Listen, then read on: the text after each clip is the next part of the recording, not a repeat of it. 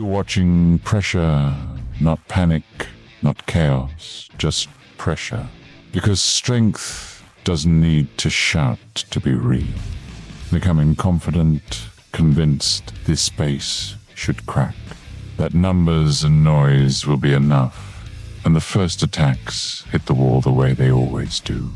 But every unit they send, every strike they commit, it isn't breaking anything. It's feeding it. You can see the moment it sets in, when confidence turns into hesitation. So they push harder, more attacks, more resources, more effort stacked on top of bad math. Fires don't start here. They start on the way out. Because this wall wasn't built for highlights. It was built for endurance. Wave after wave, the result stays the same. Because defense here isn't passive, it's patient. This is what happens when pressure meets structure, when noise meets restraint, when ego meets a wall that doesn't care. Welcome to WWC Live.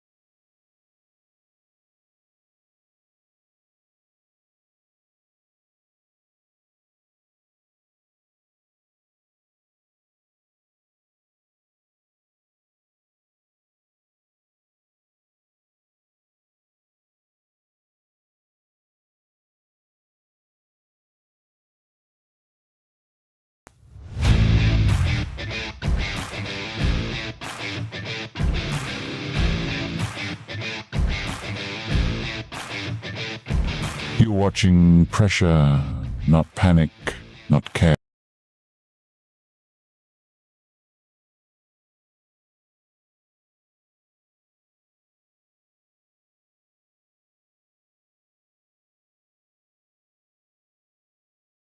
Yo, what's up, folks? Welcome in, welcome in.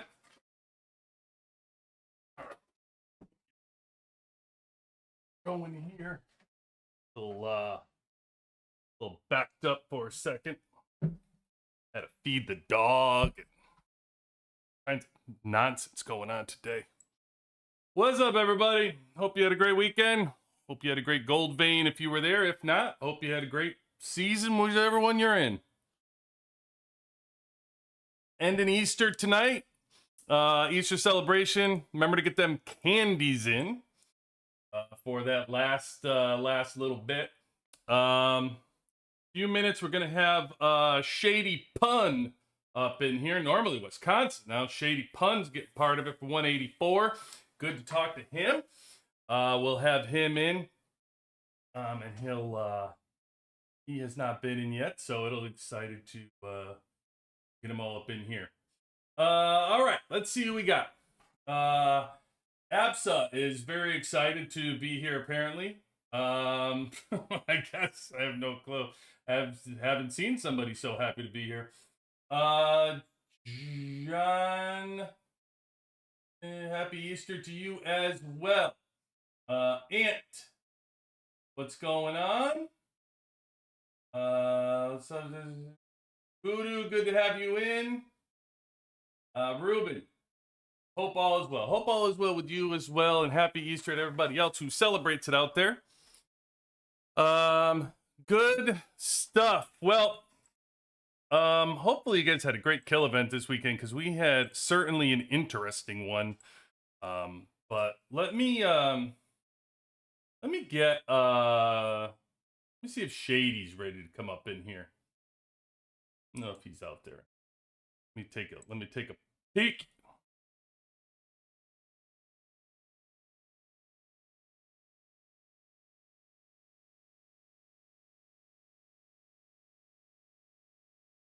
All right, he says he's ready. All right, let me get my headset here. Headset. I keep saying that. I say that like every stream. Oh, I gotta get a new headset. But it's true. And I say it because it gets worse every single stream. So.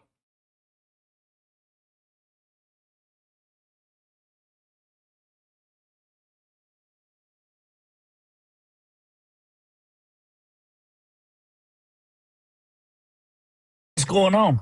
Hey, what's going on, buddy? You hear me? Oh, yeah, I can hear you. All right, let me pump you. Hold on.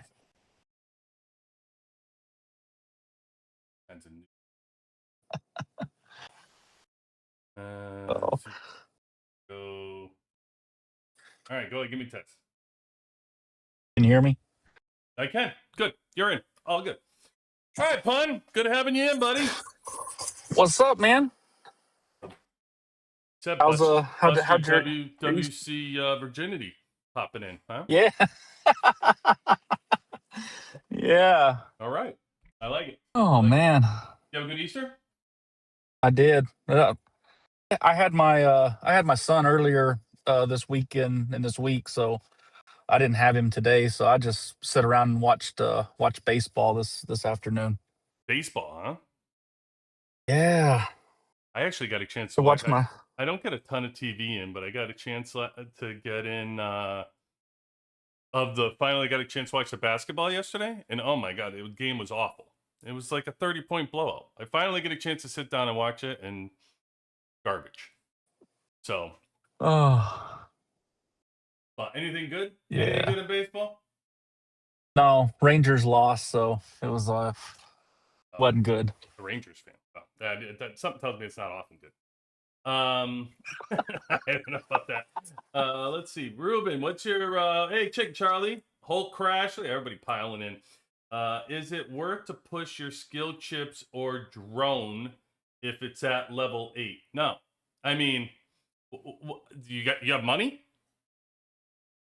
Because you know the things you cannot really push unless you're going to spend are going to be pretty much everything involved with your drone. Otherwise, those are slow roll opportunities. So your chips, your components, your drone level, everything's got to be kind of a slow roll collection. But if you're worried about level 8 right now anyway, I would tell you, like, if you're trying to push to level 8 drone skill chips, that's a lot of skill chips. So if you're not paying, or even like, and I mean when I'm saying paying, I mean like mid spend, high spend, right? Ruben, I would say focus on your gear, buddy. Focus on your gear. Now, if you're spending, that's a whole different ball game. We got total mobilization coming up, and if you're spending, then total mobilization is your ticket. And is it worth it to push to level 8? Yes, sir. Yes, sir. Certainly is. Skill chips are the real deal. They are the real deal. It's amazing. Somebody just sent me a battle report. I don't know if you saw this weekend. I think it was Friday. Yeah, Friday we were doing some battle report review, and somebody had their chips, of course, like mixed up or something, and they lost the battle. And it's like you really can see the value of these chips when somebody forgets to put the right chip on, and they have, like, for some reason, the wrong chips. It just like swings the whole battle. It's crazy. Crazy. Really important. Yes. What's Pun's main squad? There you go, Pun's. Shout out to you right here. My main right now is at 93 million. And your air. Yeah, I'm air. Yeah, I run air. Air is my main and tank is my second. You want to see a fun fight we had this weekend? So for those that didn't tune in, we had. I'd have to go back to. It was Friday night. it was Friday night fights, Pun. We were as a group. We were actually like, we had Goldvein, and so for us, we weren't really concerned with Goldvein. Like, we're gonna fight it out and have a good time, but all things being considered, we weren't too concerned about this. Who I'm looking for? Yeah, okay, right here. We weren't too concerned about it, but I will tell you, after getting everything, the rewards were pretty good. The rewards were pretty good, man, for Goldvein. So we'll get into that in one second. I want to show you this fight. While we were on the server. Okay.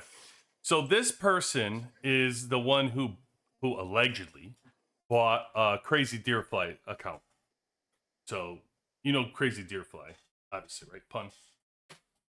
Yeah.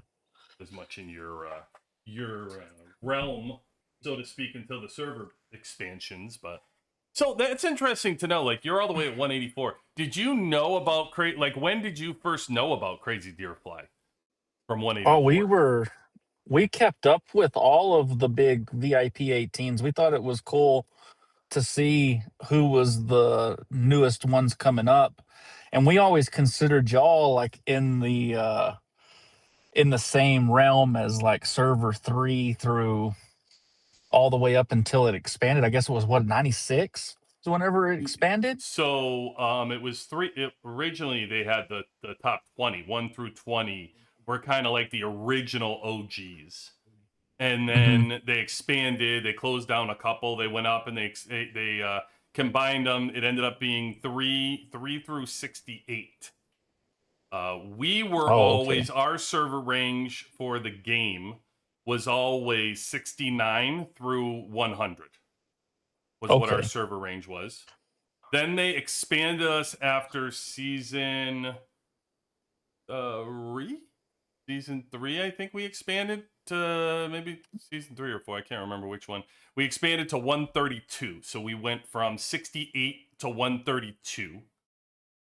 And then they expanded us yet again. I think that was after season 5. So season 4, I think they expanded us. Maybe it was 3 and 4. I can't remember. But they expanded us to 196 this last one that we did. And it was so it was now we're 68 through 196 once we jumped in with y'all. So the biggest, it's crazy because some of the servers in our range, like our kill event this weekend was in 171. They used to be a powerhouse. Yeah, they did. And then they've completely fallen off last season. So last season they were in our season 5 with 71, right? And for the most part, they didn't do squat. So they basically going into season 5, if you would have shaped it up, like if you would have done Goldvein, right? You would have had, let's look at it from that perspective, how they rank them all, right? So you would have had 171 and 71 would have probably been the top 2 servers. Because on 71, we had 3 VIP 18s, right? And 171 had 1 that was probably pretty strong. Although at the time of the start of the season, the VIP 18 on 171 was selling. Immediately, like, changed its name to Sell Account or something. Immediately we started the season. It was like, oh, that guy's selling. So that's how it started, 171. Now, as the season progressed and 190 tag teamed with 171 and then 90 tagged on with 171, you had all these servers kind of tagging up against 71. 171 ended up kind of being the scapegoat where they were south in that season and we were north, and 190 was like to the east, and you had forget who the other server was on the west. You had 88 in the top corner. 171 you had towards the south. Now 90 was the south corner. 90 ended up going north to fight up north to actually fight us and actually participate in the season. 171 pretty much chilled and maintained the whole south and barely moved up. We finally started seeing them like maybe in the last week, which was crazy because the first couple weeks of fighting, we had a few fights with them that was really fun with the territory, even though some were like piling in and teaming up. We still were able to fight them a little bit. And then they just kind of chilled and, took all their rewards, and that was it. And the one thing that we're seeing in common with some of these handshake deal servers is people bailed. They left. A lot of people just didn't like the non-fighting and the handshakes and everything else. And you're watching like some of these servers just completely turned for folks. Yeah. So see, our season was totally different. When we started out, we were in the corner, and we knew 190, we knew 166, and they're really strong. DXS, they're super strong, but their server's really active too. It's not just them; it's like their whole server is just a powerhouse. And then 169 was next to us, and they were trying to make a deal with us, but they knew they were weaker than us. But we got stuck in a corner because our server's not super active, and we had to play that stupid Tetris game, and nobody knew how to play it. And most of the little servers in our thing didn't care, so our average was really low. So we got stuck in the corner. So we had to fight our way through. And then 169 was like, well, we'll give you this, but we're going to take this. And we were like, no, like, you're going to move over here. And they were like, well, we can't because we have to give land to X Alliance and X Alliance and X Alliance. And I was like, okay, well, if you want to do that, then you're just going to have to fight us for it. So we fought them, and we pushed them all the way back to their safe zone, kind of, and back into their little area. And then 166 told us, hey, you're not doing us any good because 127, 84, and 74 have all teamed up. So we pretty much went 3-on-3. The other two servers were out of it. They couldn't compete anyway. They didn't have they didn't have any big guys. Right, and no strength. Yeah.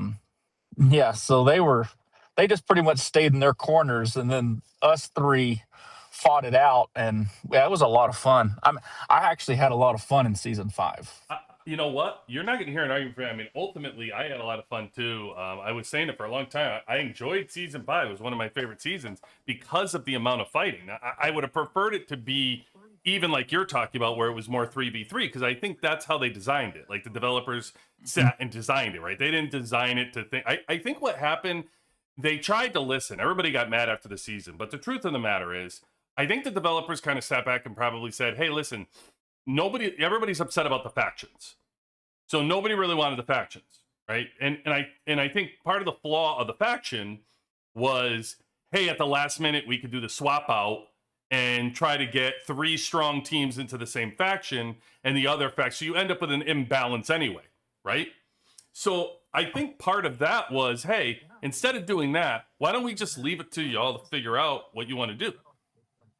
And you guys team up and, decide the season based on rewards, which is great if it worked out the way yours did, where you're kind of even 3v3 and you really get to fight to see who has the best strategy, or you can fight. But for those that ended up just handshake and splitting rewards and, teaming up and things like that, I just don't think that was the way ultimately it was intended. And so you saw a lot of people coming back saying, this season sucks, we don't like the season, and and there were a myriad of other issues as well that came into it. I think that, unfortunately, it drowned out a lot of the positives from season 5. I think them coming out with ways where you didn't have to be powerful to get good rewards, like they had the bank investment strategy stuff that people could work out. This is the first time in season 5 that anybody who didn't have major power could get top rewards. That could never happen before. So yeah, I think that got drowned out as an improvement, an opportunity that a lot of people had. But yeah, I like that you were able to get like a 3v3 and actually split out the season. That's good stuff. Yeah, it was fun. I mean, we You guys ended up won, being right? the well. That was the deal we made with 166 was, hey, 169. Since they had so many alliances, we were like, okay, well, we'll try to get you guys top 10. I mean, we were just really strong, so we could attack, and nobody, even the strongest team on the other side, if they couldn't get their well in the mud to to just hold, to just keep hammering us out, because 166's well was bigger than their well, so anywhere he went, that guy showed up, and so he would just knock them out of the mud, and then it was Right. just pretty much a fair fight from there. Yeah. I mean, he was pretty much just saying, "Hey, if you're going to fight these guys, you're not going to fight them from the mud. I'm going to make sure of it."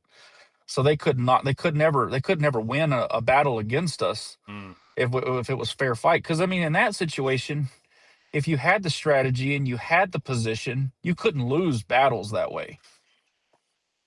yeah. And so, but we just did that, and so we helped them get challenge rewards, the top tier challenge rewards. We helped them get all the outposts and keep all the outposts. And our job was to position our land to knock 127 out of position to where they couldn't attack the outposts on the final day. Mm, So it was a lot of fun. that's We good. used a lot of strategy, and it was just a lot of fun. I Yeah. actually enjoyed Uh, season 5 a lot.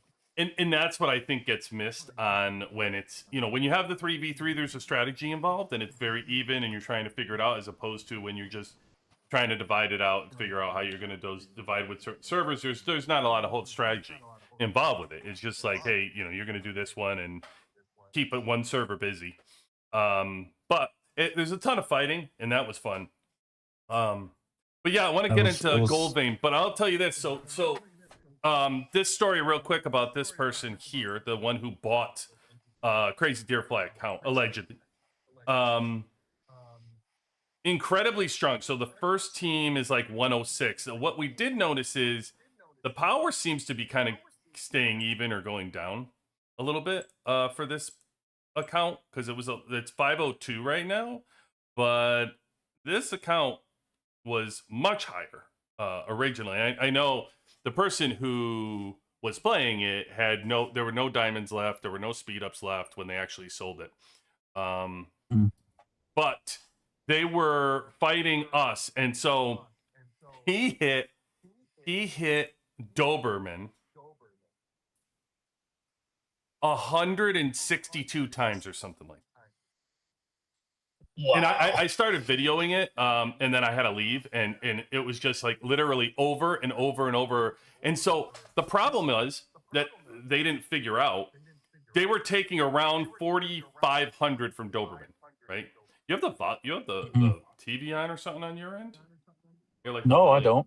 Oh, I'm not like an echo going on my thing. I don't know what the hell that's from. So Doberman was like 100. I had him 162 times. Now they were taking like 4,500, like 4,500 troops from Doberman. Doberman was just using the team to heal over and over again, right? Meanwhile, this person was losing around 700 troops every time. But I think they saw, hey, I'm getting to him because I'm taking 4,500, 5,000, so I must be getting to him. I'm winning these battles. And so he hit 162 times. Then after he got done hitting Doberman over and over again, we actually just started rallying him. We were all on the server, busting everybody up in Kill Event. And then we just started rallying. So there were like 7 people around, and we were just filling multiple rallies, hitting him while he was hitting Doberman. And he just kept hanging, like he would just stay there and absorb it. And I was looking at I don't know if I have some of the rallies. I must have. They're like all these rallies have got to be in here. This is just me reinforcing Doberman a bunch so he could do it. Like here's one. So you could see he's losing like 9. They have one reinforcement, so he's losing like 6,000 in this one. So we would hit him with this rally, and then which Peanut would do, And then Doberman would hit him at the same time. We'd have a second rally going. Because ultimately, it was like, hey, let's just keep hitting him because he's going to have to fill his hospital. He's going to have to just use speed ups. We're either going to drown him in speed ups where he's going to run out of speed ups or, troops. So we just kept, like, this was just over and over again for rallies on him. And I can tell you afterwards, for all you out there you want to know, although you don't see it and you don't think you're getting to them, this VIP 18 who afterwards shared messaging ran out of speed ups. Had nothing, couldn't continue, like ultimately. Shielded for the rest of Kill Event. And this was Friday night. This was Friday night at whatever, like 9 o'clock at night, 10 for me, probably at midnight for East Coast. And that ended their Kill Event because they couldn't keep it up. Like, making troops, they ran out of speed ups. So if you think VIP 18s, now there's some VIP 18s I will just take a step back. You're hitting Stickman, Abria, some of these people, Qatar, I get it. Like, there's no need, right? But if you find somebody like this who purchased, and I think one of the big keys for VIP 18 is if you know that they purchased an account, a VIP 18 account, and they didn't personally build it, they may not have that same income or same logic of like, hey, I'll never run out of diamonds. Hey, I'll never run out of speed ups, right? It's just two different worlds a lot of times. Somebody who can afford a VIP 18 account and somebody who can build a VIP 18 account are, could be two totally different worlds right there. But I would say this is a perfect example of, if you see a VIP 18, rally the crap out of it.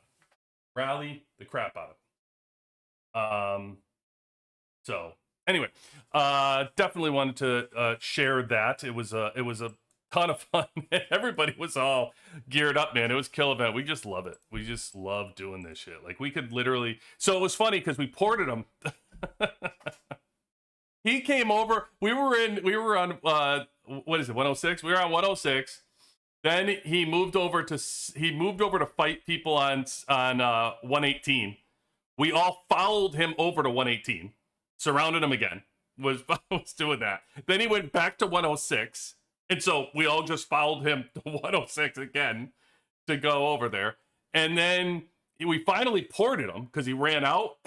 He briefly came over to us again, like near us, and we just were like to each other, "Hey, you want to do it again?" Like, this guy, and then he took off. I think he was done with it. I don't know where he went. But he took off at that point. And I tell you, so if you want to know the points, by the way, this person right here, from a point perspective, Friday Kill Event at midnight Eastern time had 434 million points in Kill Event. Yes. He had 434 million, and I think Doberman had like 120 million. And that was like at midnight. It was like a couple hours into Kill Event. But that's because it was just like everybody, we just kept attacking. So that was a good time, bro. I love that shit. I can't get enough. Yeah, that's us. If Friday at reset, it's on. Oh, it's so much fun. I don't believe in truces. Oh no. So I loved 118 for that, where everybody has the same mentality as us. So it was perfect coming here with that. And coming from 71, playing with Hulk, it was really the same way. It was like, the hell with truces. There's going to be no truces. We're going to fight, right? So there may be like a friendly exchange of, hey, during Meteorite or something, if it's on your server, like, we won't do anything during Meteorite, or we won't do anything during, like a certain period of time where you just say blah, blah, blah. But otherwise, no. The kill, everybody can get it. Like, you have to, even if you're friends with a server, if you are fighting server, being friends with another server, that's fun.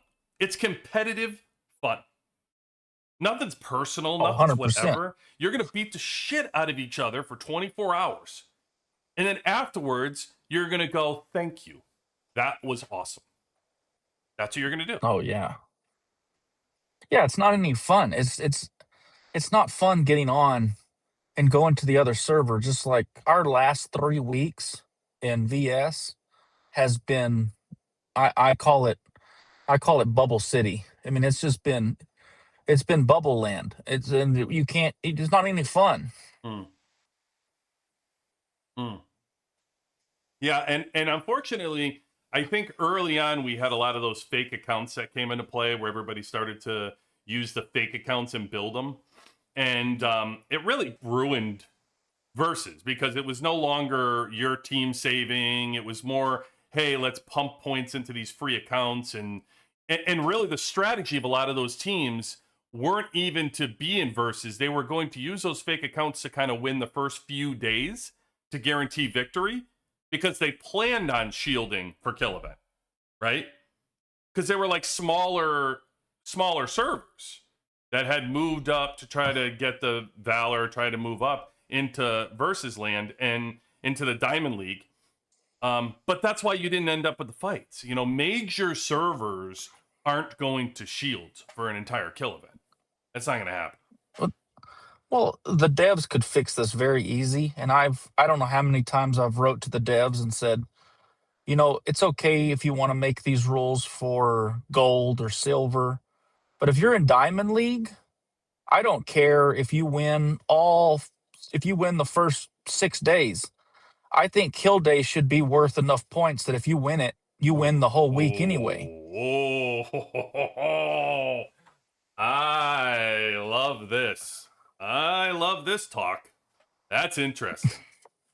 That's interesting. I never thought about that. I guess you would have to, I guess there would have to be, you'd have to win it by a margin to earn the points. Yeah. You know what I mean? Like you couldn't just edge somebody out in kill event and win and necessarily win the whole week. Otherwise, why reward points for any other day? What's the point? You're only going to divide it on kill event. But I do like you can earn additional points if you can make it a spread of, you know, I don't know, like 100 million every, you know, something like every 100 million you earn a point or something, like an additional versus point or something. I like that, Doc. I think that's fun. You could also make the different days, instead of them being worth points, make them worth buffs. So like if you win drone day, your team gets 10% extra troop capacity for your drill grounds for kill day. If you win hero day, you get a speed a buff to make your healing speed up. And then or make it to where you can train troops faster. Boy, this is good shit, Pun. So you're basically saying have the first 5 days of versus just be different buffs for kill event. Yeah. But ultimately, kill event decides whether you win or lose versus. Yeah, I think that should be the way it is. I'll tell you what. You're speaking my language, man. This sounds fun. This sounds fun. I'm down for that. Oh wow, that buffs guy, man, that's really cool. I like this. Who are you talking? So who are you talking to? The devs. Let's listen to you. I just message them, but they don't. It's like they send me the same generic response every time. Yeah. Kind of the one I got when I was asking them about that stupid new whatever that map, whatever that cheating thing is, that new cheating app everybody's talking about. Ridiculous. That tracking thing. I don't know. I forgot the name of it already. Map something. Absolutely stupid. Where you can track people who are shielded and like it alerts you when their shield drops and how many resources they have, how many troops they have, and what I mean. It's like I love when people say it's not cheating. It's a monitoring app for the game so you don't have to do any work in it, and the game it just alerts you to whatever, and then you just go and find it. Defeats the whole purpose of the goddamn game.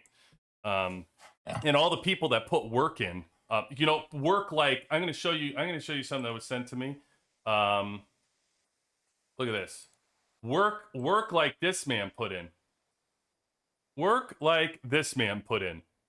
Look how many kills Qatar had this week. This is this week, by the way. It went from 464, 483.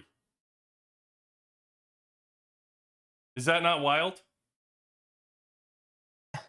I don't know how you do it. I'm telling you, the guy is the killer of killers. It is absolutely unbelievable. He is incredible. But where does he find them? That's our message. And so, believe it or not, it's actually brought into a group. Mike says we were actually currently in a group with a little like Discord conversation with Qatar in there. Like I was, just like incredible honor to even talk to Qatar and be in a Discord group with him. And I was just telling him, like he was saying that in the conversation that it's not that easy to do. Like I couldn't imagine. I don't know how people out there think that that's easy to do. Like it's not just, hey, you have a bunch of power and you could beat everybody. It's the work that you put. Mewtwo spoke to this all night long, looking for people and hunting all night long. Mewtwo was speaking to like he only gets like an hour of sleep, 2 hours of sleep. He's just hunting, and that's why to me it's so insulting to have that app that's going to track people and like alert you when they unshield. Dude, Mewtwo's up until 4. Mewtwo got all those kills being up at 4 a.m., putting in like a freaking barely sleeping, hunting. Qatar, all night long, hunting, right? And then you're just going to come along with an app and alert you when people aren't shielding anymore? It's completely bullshit. It's complete bullshit that now that you don't have to work. So all what these guys did, all their hard work that they put in over the time that they played this game, just gets put aside because you get to sit there and be alerted when somebody's unshielded and just clearing them out. Like, F that. It's so dumb. But Qatar is on another planet with what he's able to accomplish. It really, like, it's just, and I love it to spotlight somebody like this because to me, it's more than just Qatar being all the power that he has. It's the fact that somebody at this level of power is playing the game that much. It's great for the game to know that the person is that active. Yeah, because you see a lot of these VIP 18s, they'll go to bed and they'll give somebody their login for a few hours, and then whenever these people have access to this account and this account stays active all day, but it's not the guy that actually built the account going out and getting the kills. It's everybody else in the alliance using the account. Right. Yeah, it's just, to me, like the amount of killing that he does is just on another planet. It's crazy. It's it'd be fun. It'd be fun. What? To fight Qatar? If you had if you were, see, that would be another thing that I wish they would do is on kill day. Yeah. Like have an arena that you could go to, kind of like Winter Storm, but like you could go to it and you could actually get kills. And if you wanted to jump in there and your alliance is in there with everybody else, I mean, I just think just find ways to make it to where we can have fun. Because I don't have fun going and sending my troops to a gold tile and letting them harvest gold for 4 or 5 hours. Like, I want to go kill. Yeah. Well, unfortunately, that's what we were talking about, right? Is like, another winter storm. They took one away. It doesn't make sense. And we've harped on this, like, I harp on this multiple times a week, but give us another winter storm. It really just burns the shit out of me. But like, okay, like you had a winter storm. The Warzone duels are so much fun. Like, give us those. Even Goldvein, like, I'll be honest with you, like Goldvein, to me, I didn't like how they did it or rolled it out, right? Which is a great segue into that. I didn't like necessarily how they rolled it out because they made it to season 5, people that had to team up, and I exhausted that to death, my feelings on that one. But ultimately, when you played it, we played it as a team, we played it as a unit, and the other servers really fought. Like they fought and tried to beat, the 196, even though they were friends with them. So it worked out well. Like you had 196 and 124 were friends before, but so were some of these other ones that worked against 118. And they were trying, like, no doubt, like they were up there. I don't know if they had they probably don't have the rankings anymore from the first. Oh, they do. Perfect. So here you can see for us, like UXW was the number one alliance. And a matter of fact, shout out again for 118 had right here. You can see 118 had 6 and 7. So three of the top 7 were from 118, and then you had 165 who had 3 people. So we had 5 servers who were working together. 3 were on 118 and 3 were on 165. And you had 1 team from 158. But this was 118 kind of like, okay, we'll see what happens. Like we weren't really bought in necessarily, but now seeing how all the other servers did, and then us actually winning, us actually battling forward and winning the battles and battle for the day with good rewards. Yeah, okay. I think now everybody's going to be vested. Everybody's going to be in. So the last 2 weeks should be an all-out war to try to win. Because even though these teams are so strong, and they are too. I mean, 196 was incredibly strong. They have 2 of them. They have Jimmy Wassam, who's 521, and OQ, who's 407.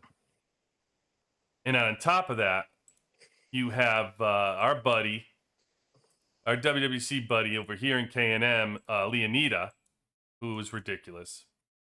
He's 478.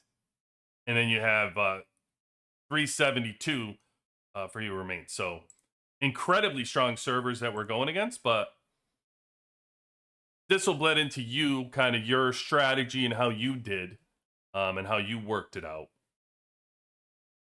I was surprised that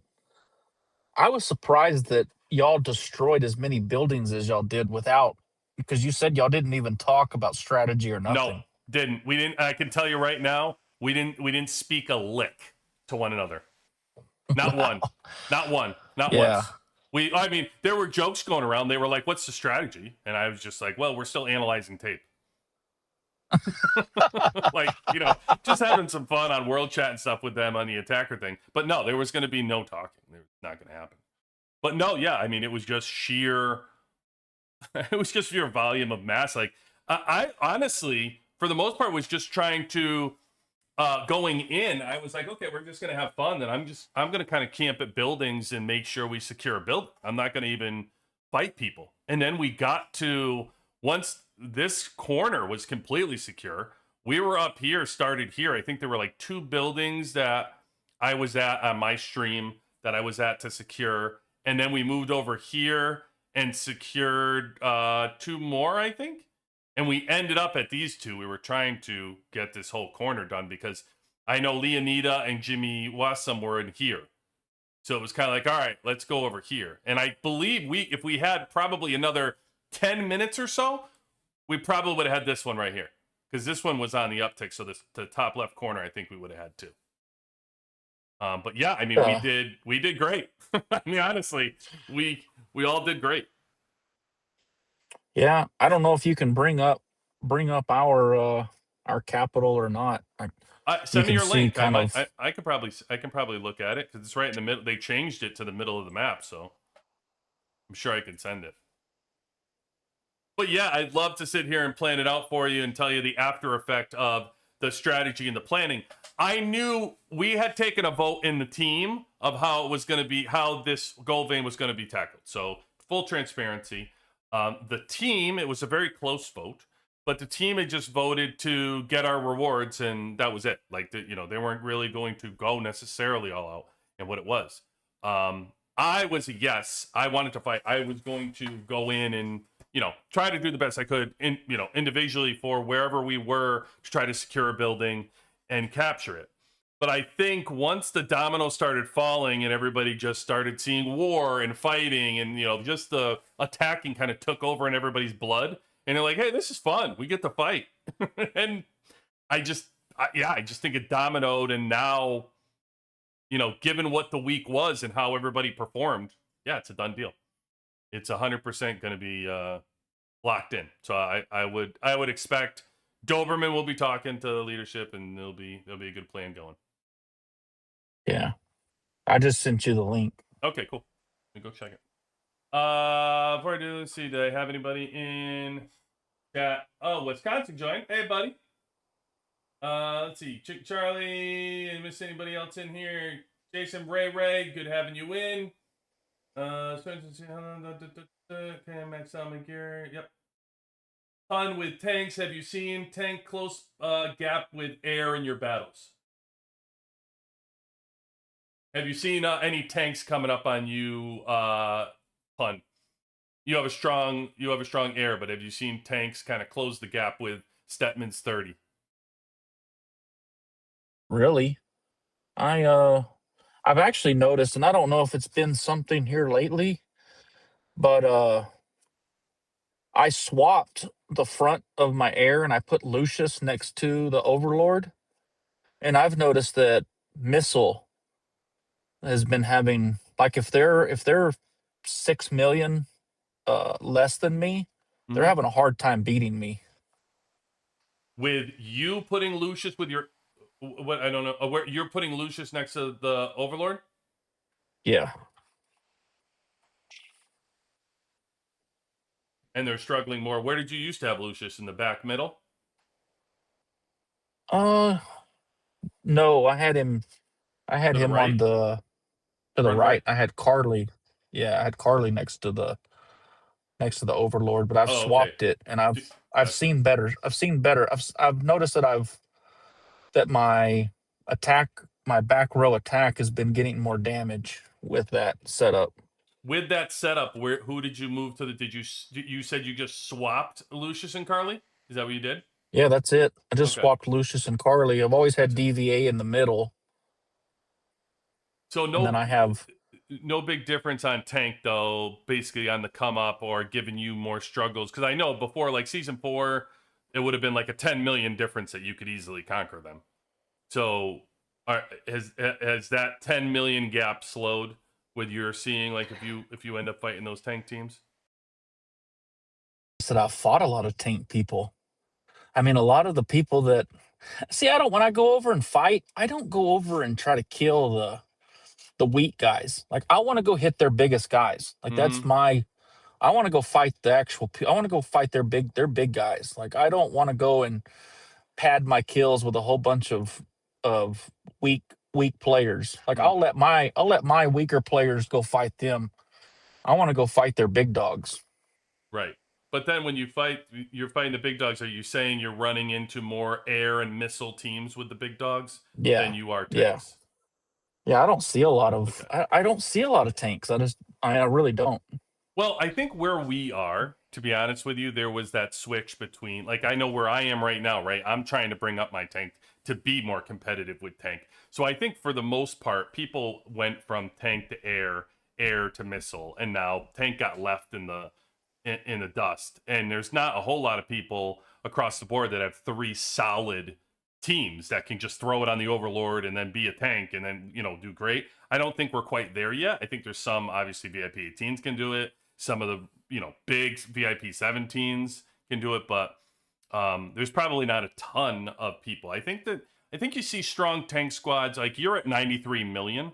So I doubt a tank squad's going to seek you out either, given you have a 93 million air. You're probably looking at more 70 million March ranges, 65 to 70 million March range. I think you're seeing a bunch of stronger tanks that are either stayed tank all the way through or made that switch, because trying to give missile a harder time. And that's the other reason you won't see it, because I think a lot of the stronger tank squads try to pick a fight more with the stronger missile squads, then they're going to come after air. You know what I mean? They see you out there, they probably go running.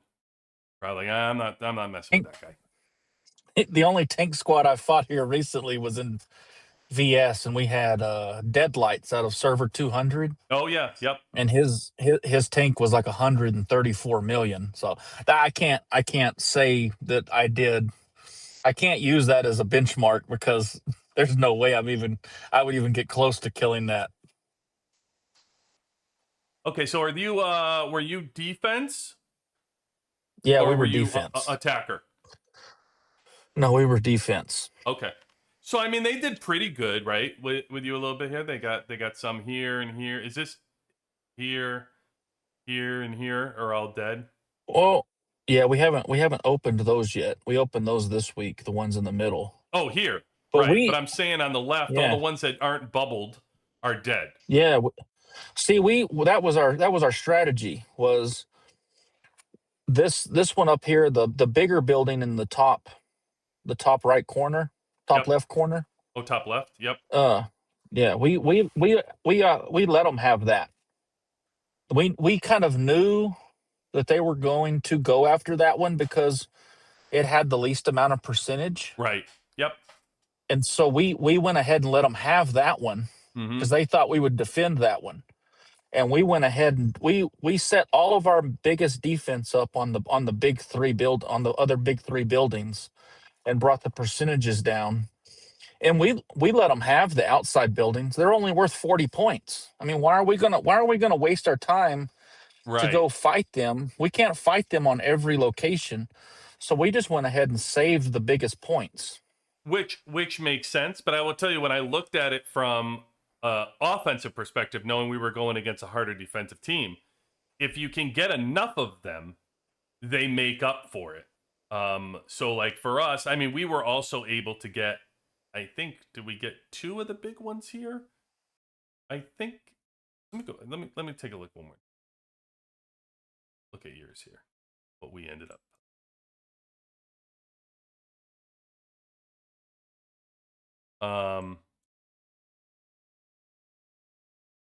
So we had this one didn't. This one went here. This one went here. This one did not, and this one did. So we got 3 out of the 4 big ones. Bye. Is how many we ended up with. We ended up with 3 out of the 4 big ones, and that's funny because you protected 3 out of the 4 big ones.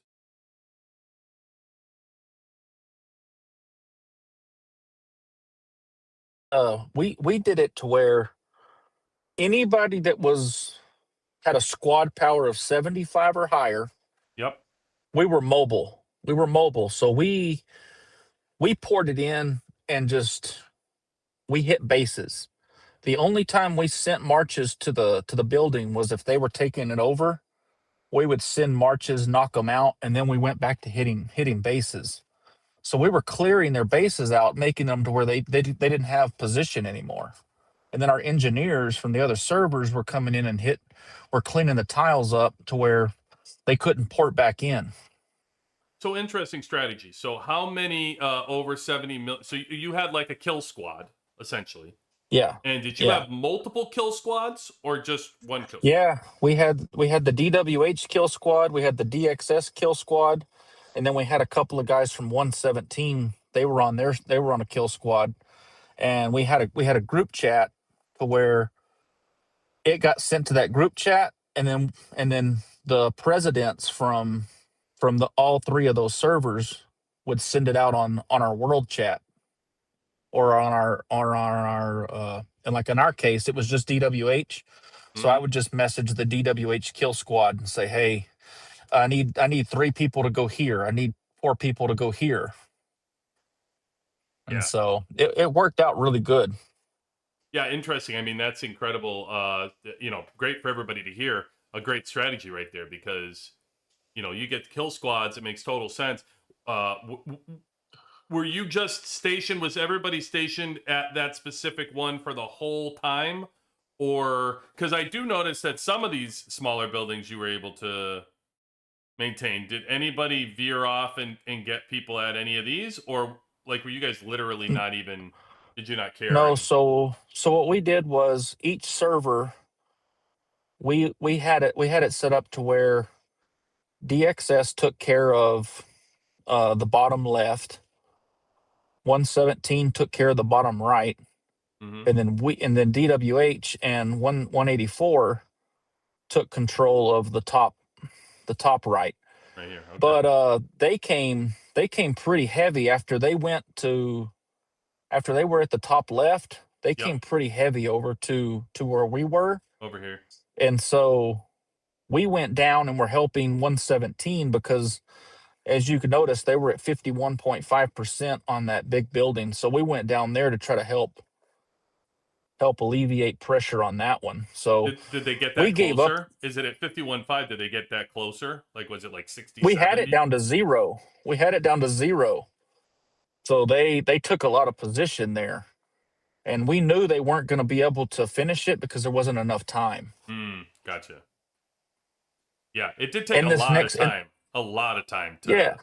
And this next week, they're going to have to decide, do they want to go and take these outer buildings? Because we're going to do the same thing that we did this week in the middle. We're not going to care about the outside. They can have the outside. We're going to just care about the 4 buildings in the middle. Mm-hmm. You're going to have to split quadrants. Yeah. And figure out. Yeah. I mean, that's where in here, going to have to decide who wants what. Yeah. It's just, they don't have enough time. We've noticed that if we can make them waste time, then they don't have time. Right. So if we can make them, if we can fill them to where they think, okay, well, we'll go here, here, and here because there's nobody defending them. Well, we've knocked all these other buildings down to zero, so now you're going to have to start over. Yeah. It's a great point. I mean, it is. So if you can stall somebody out, even if you give up one, if you can stall them there the whole time trying to get that going. I mean, similar to what your strategy is that you just talked about. I mean, if you look at the inner strategy of these quadrants, you'd be looking at this one and they'd be targeting like, oh, you guys are going to try to defend this one heavy. And you're like, no, actually, you guys can have that because we're going to hold these 3 and you guys aren't going to do shit about it. And you give them one because you can get heavy positioning early on. If people aren't picking the right one and you got heavy positioning early on and then you got kill squads in there coming from the back, that means you have early positioning close, right? And then, so let's say a server swoops in and tries to kill some of them. Well, then on top of that, then the kill squad comes behind them. And now you're killing them. You're outflanking them in the back. So you got the close area. And what I also noticed, again, just like Warzone Duel, one of the things that really was important and heavy are engineers. And clearing those spots again, just like a Warzone Duel, is incredibly important to not let people close.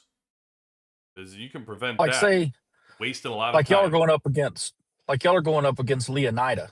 Yes. So if you know he's sending out 3 squads, yes, and you're watching, yes, you can message 10 people and say, look, I need 10 people to come here right now. And as soon as he sends all 3 squads, all 10 of you send a squad to him. And y'all are all going to hit it. If you all know that you're powerful enough to beat his 4th squad, you're going to port him. So and it doesn't take very long. So on mine, we had that similar with OQ. So OQ was a VIP 18 that was by where we were, right? And he was over and over again. He started sending 3 at a time, and then they held him in check, only having his 4th in. So then he started holding his 2nd or 3rd and 4th. The problem with that is, with their 2nd and 3rd, they're still 93 million heavy, right? And then on top of that, they have 93 million for their 2nd and 3rd, and then they'll have like 80-something million, 86 million for their 4th.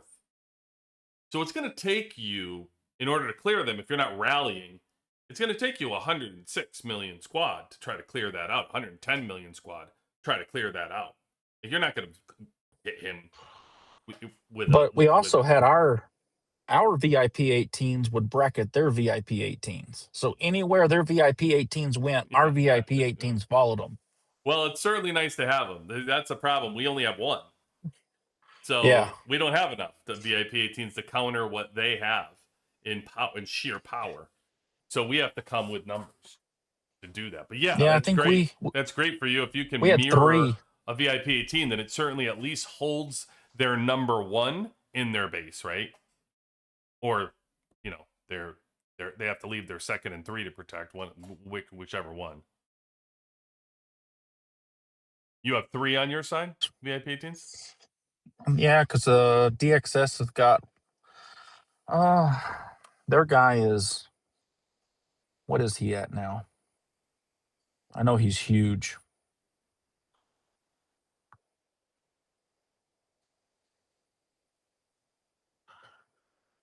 He's 537 THP. And then we've got the Goes account, and then King, he's been growing so fast. I mean, it's insane how fast he's been growing. Who, King? Yeah, he's nearly at 420. He's something else, man. He's incredible. And that was a crazy thing, was his game was lagging so bad. He only hopped in for the last 15 minutes of our battle, so we didn't even have him. So we only had 2 VIP 18s roaming the map against 4 VIP 18s. Yeah. Yeah. And it does, I mean, it makes such a difference with how many, and anybody who watched our stream when we did the week 1, how many, like, one VIP 18, I think we had about 80 out of 100 stuffed into the building, and one VIP team was hitting it. OQ was hitting it, and he sent like 2 squads, 3 squads in there. He was able to knock it down by himself to 40. He was able to just clear 40 out, even when we're trying to go in and out. So if they have numbers that can try with that VIP 18, it's so difficult to try to stack the numbers in there. A lot of times, though, people don't realize that a lot of those 50 million squads, 60 million squads, it's the sheer number game of over and over and over getting hit with them that is impactful. You know what I mean? Like, it's just so many of them. When you have numbers, they add up. They add up to slowly, hitting people and getting them out of places. Because within the 60, you're getting the 50 and 60 who are, you could have like 50 of those that are sending the squads, but then you're also going to get a 70 and an 80 and another 70 or another 60. And so it makes those more impactful when you're getting 20 60s that are coming in, because you slowly kind of knock their squad down enough where that 70 and 80 million could be more impactful on the hit. So everybody matters. Everybody matters. It's just sheer numbers game. Eventually, it's just, you need so many numbers to make up for that one VIP 18 to counter it. 18 is never a bad. It's a luxury. It certainly is. It is a nice luxury. All right, so you guys are set. You guys are talking on your second one. You were able to defend and win this week, though. So congratulations on that. You're able to hold. Yeah. And now you got this second week. You're going to work out and get a strategy going. Yeah, that's the good thing, was we already worked with 166 during the season, so we already kind of have that rapport with them. So yeah, you guys are locked in. it was just flawless. I mean, the other team that was with us for the season, they're actually on the other side. So, and they're really deep server. They don't have a VIP 18, but they go all the way down to, like, I think they have 60 plus 200 mil guys. So, I mean, they're really, really deep. Yeah. Well, good stuff. Good stuff. Yeah, Congrats, Pun. Like it. It was fun. I enjoy stuff like this. I mean, I don't know. War. Why wouldn't you? I consider this game kind of a sport to me. It's like I just get into it, just like anything like football, basketball, and this game to me it's the same thing. You game plan, and then you go out and you try to use your game plan to win. Yeah, it's, when it comes to these wars like this, I mean, Goldvein, granted, week 1, we didn't really know what to expect for that. But typically, like, coming into these things, these events and stuff, it gets it's like adrenaline pumping almost. Like you're doing Oh this and you're yeah. running around and you're finding the next spot, you're killing and you're yeah, it's so much fun. It's just so much fun typically to do these things. And so I'm pumped for the to next week to see now that everybody's vested into it. We'll see how it goes week 2, but I'm excited for it. So let me ask you this. While I have you on and we're talking about Goldvein, we'll go real quick. What's your opinion on season 6 for Pun? What's your season 6 feeling? By the faction thing so many times that I hope that it's not. I hope it's fair. Let's just put it this way. I hope that the devs go in and they make it fair, because I've been burned by the faction thing season 2, and then season 3 we were the strongest team, so it really didn't affect anything. But then again, and then when season 4, oh, it was horrible. Like it But to this day, if but you're comparing the factions the way it was versus how they're doing it this time, season 6, yeah, right? yeah, I'm just saying I hope they do it fair. Right. I hope they match make the servers. I hope they don't put us with, like I'm saying, like I hope that they don't put us in 196 and they consider us the second strongest server to I mean, not to 196, to 96. I mean, if they do that, I mean, it's what good is it? Well, what?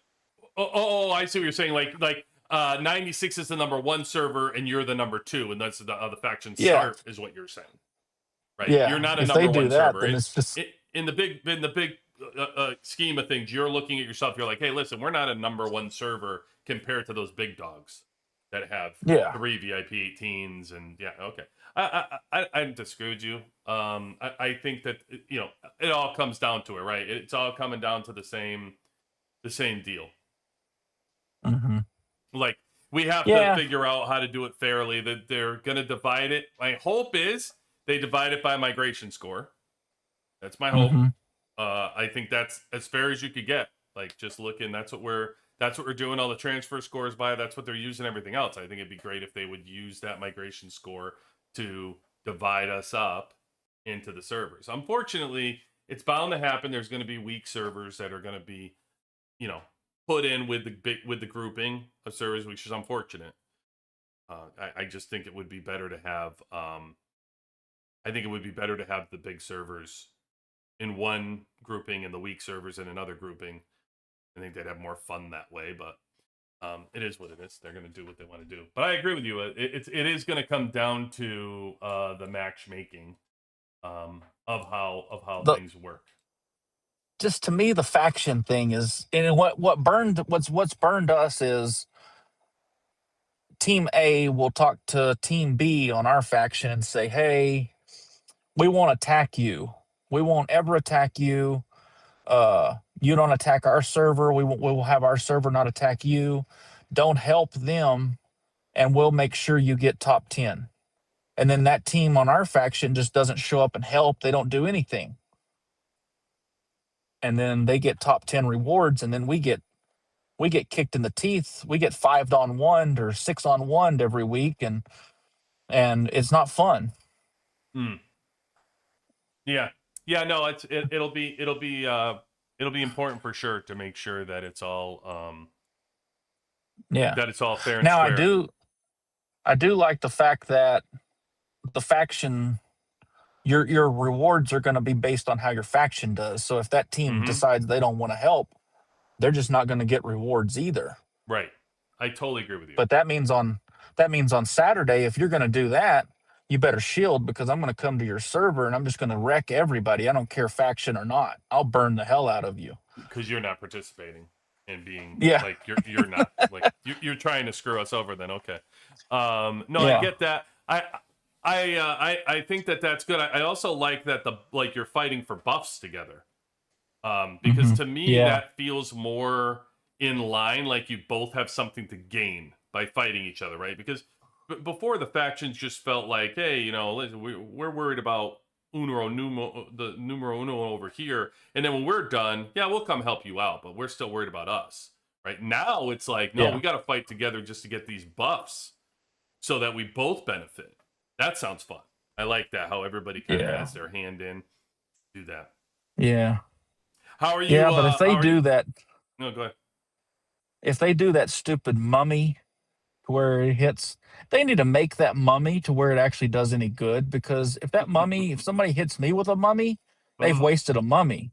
Like, I wish they'd make that mummy to where even if they hit me, it would port me. Like, if I'm stupid enough to sit there and hold position and not shield, and they send a mummy after me, I think that mummy should be able to port anybody. It's interesting because they're making the mummies stronger every season. Like they get a little bit stronger. So you have to find out how strong is the mummy going to be. I Yeah. doubt they're going to make it that it's can port to 90 million like squad or a wall Well, that big. But I mean, you know, I think previously they've had it where it can port what was, I don't know what it was, like 60 million or 65 million or something. So I think this season it will probably be higher to port. I wish the way they would do it is, so like you as a team, if you team up and say, okay, everybody that has the mummy Hmm. thing, let's load up and let's go kill a 280. Hmm. And this 280, everybody can pocket that 280 that was in that rally. So when they send out a mummy that week, instead of it being a 180 mummy, it's a 280. Mm-hmm. I can send a 280 mummy at You want to anybody. be able to do rallies with mummies Yeah. is what you're looking for. I like that. No, that'd be Yeah. fun if they could do a mummy rally. I mean, you can do it with protectors. So Hmm. I don't see why not let people do it with let people do it with the mummies. You're gonna lose. 4 people are gonna lose a mummy, so it is what it is, right? Like let them do it together. 5 people are gonna lose a mummy together. Yeah. But yeah, that sounds pretty. I mean, that sounds fun. I think that's a great way to add something to it. I like when you can make like the battle cards, the different cards to make people stronger that aren't typically strong. I think that's good to be able to do that. I don't, I'm kind of anxious to see because they say the more you lose, the more powerful you're going to be on counterattack. Like, I wonder how they're going to do that. Like it'd be really cool if like a team that's not strong at all gets enough buffs because they're getting their teeth kicked in for Mm, the first 3 weeks, and then mm. they get enough counterattack buff that they can go on one Saturday and just completely wreck, say, Stickman and his server. That'd be a lot of fun. Yeah, yeah, I completely agree. Um, it would be. It would. I mean, it's just another way. Anytime you can make people stronger in some way, like the battle cards, the different things, the mummies, the protectors. That's what the season offers, I think, other than the regular season. So I think allowing people to kind of get those buffs for a little while is definitely a good plan. I think that's fun. Now, what about the basically the new exclusives that are coming out? How are you feeling about those? I'm wondering if it's going to be turn your hero from, say, gold to mythic, No, and then it it's gets like a, taking the expertise skill that's nothing right now that's automatically maxed, and they're mhm. allowing you to take shards to increase that skill. They're going to turn it into something for now moving forward. My guess is it's now these shards are going to be that's going to be the new exclusive weapon. Is going to be the 4th Yeah, but skill on your hero. it's kind of like I hope that when they do it, they make it worth it because I've noticed, and I don't know if anybody else has noticed, but I've got my T11 unlocked to like I'll be done with T11. I've got 2 more. I've got the glove and the gun left, and I'll be done with T11. I'll have all of them, all my armaments to 4-star. But I've noticed that I fight people with armament with 1-star, and I feel like I should get a more advantageous morale boost than what I'm getting. And I don't think I think they've nerfed it. I wish that they would make it to where if I'm going to spend that kind of money on it, I should get the boost. So you're saying you're uncovering the 5th one, the 5th star. Yeah. coming Yeah, up. well, the Oh yeah, I 4, I guess guess you get unlocked it to after 4 stars, yeah, and then 4 stars. I guess yeah, okay. For the first one, they don't give you a star. They just unlock them, mhm, and then they give you the 4 stars. Gotcha. So you're gonna yeah, have the 4th star unlocked. yeah, yeah. And so what are you getting? You're getting an additional 1% for reduced damage taken for that. I don't know that they nerfed it. I mean, there's the morale boost that you're getting for Overlord, right? So when you have your Overlord and you have that in, you're not seeing a difference in the T11 bump versus somebody else who doesn't. Well, I just think that because it costs a lot of money to Oh take yeah, it from absolutely. 2 stars to 4 stars, and I feel like, the skill chips, if you have a skill chips at 4 star and they have theirs at 2 star, you get a huge, like, that's a huge advantage. And I don't feel like T11 gets the same advantage as, say, skill chips does. Hmm. Um. Yeah, I don't know. I mean, that's difficult to test the two. But with the T11s, I notice a difference in fighting people that had increased T11s, but because I'm only two stars, so I notice the difference. Like if I fight somebody with 4 stars, or I'm sorry, like 3 stars. It's, well, how is that? How is that possible? Because I have 2 stars right now, and I haven't uncovered my third one here. That's weird that they say unlocked after restriction all armor to 2 stars. Because I already have 2. I would be surprised. You must have 4 stars on there right now, right? Well, I have my first 2, the helmet and the chest plate But are this 4 star. I'm about to Oh, unlock the okay. glove. Okay. The glove will be this week. I'm at 86% on the chest plate. So you have 4 stars on those right now. So once you get Mhm. this final one, this would be the 5th star. Yeah. Okay. Yeah, Um because then it turns them to gold. I guess your little T11s will be gold instead of they'll have like a gold gun and a gold shroud when you get them finished. oh yeah. I think yeah, and I think Doberman's close as well to finishing them. He's on his way to the 5th as well. Um, and a huge, and I'm telling you, like a huge bump when I see somebody like Doberman fighting, um, from him having 4 or 5 stars. Like it's making an enormous difference. Like it's a big bump on his side.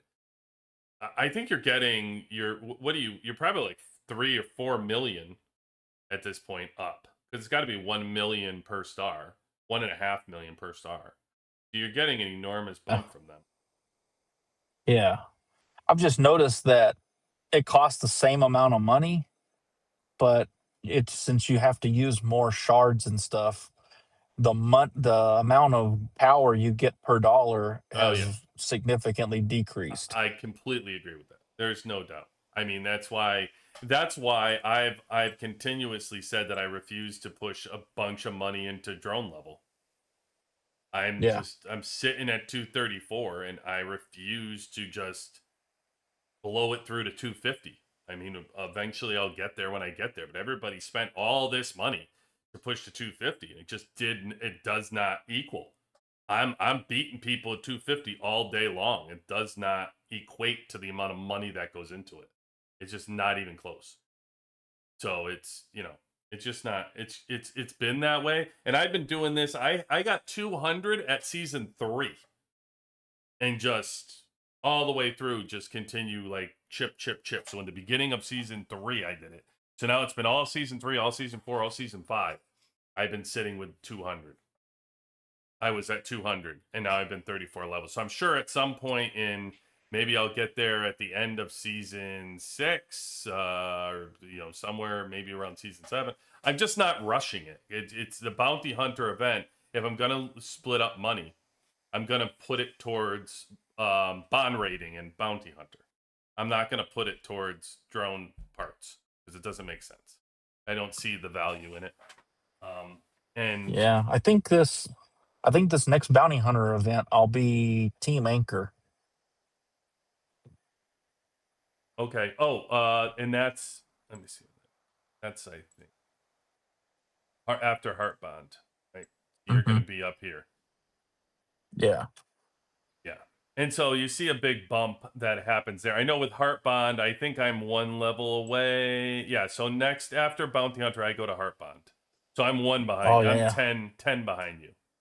That's a good bump. That's a good bump. I've noticed that you don't get as much of a bump for each level, but whenever you go to the next tier, you get a huge bump. Yeah, well, this one from strategic to heart, I noticed you go crit rate goes from 5% to 10%.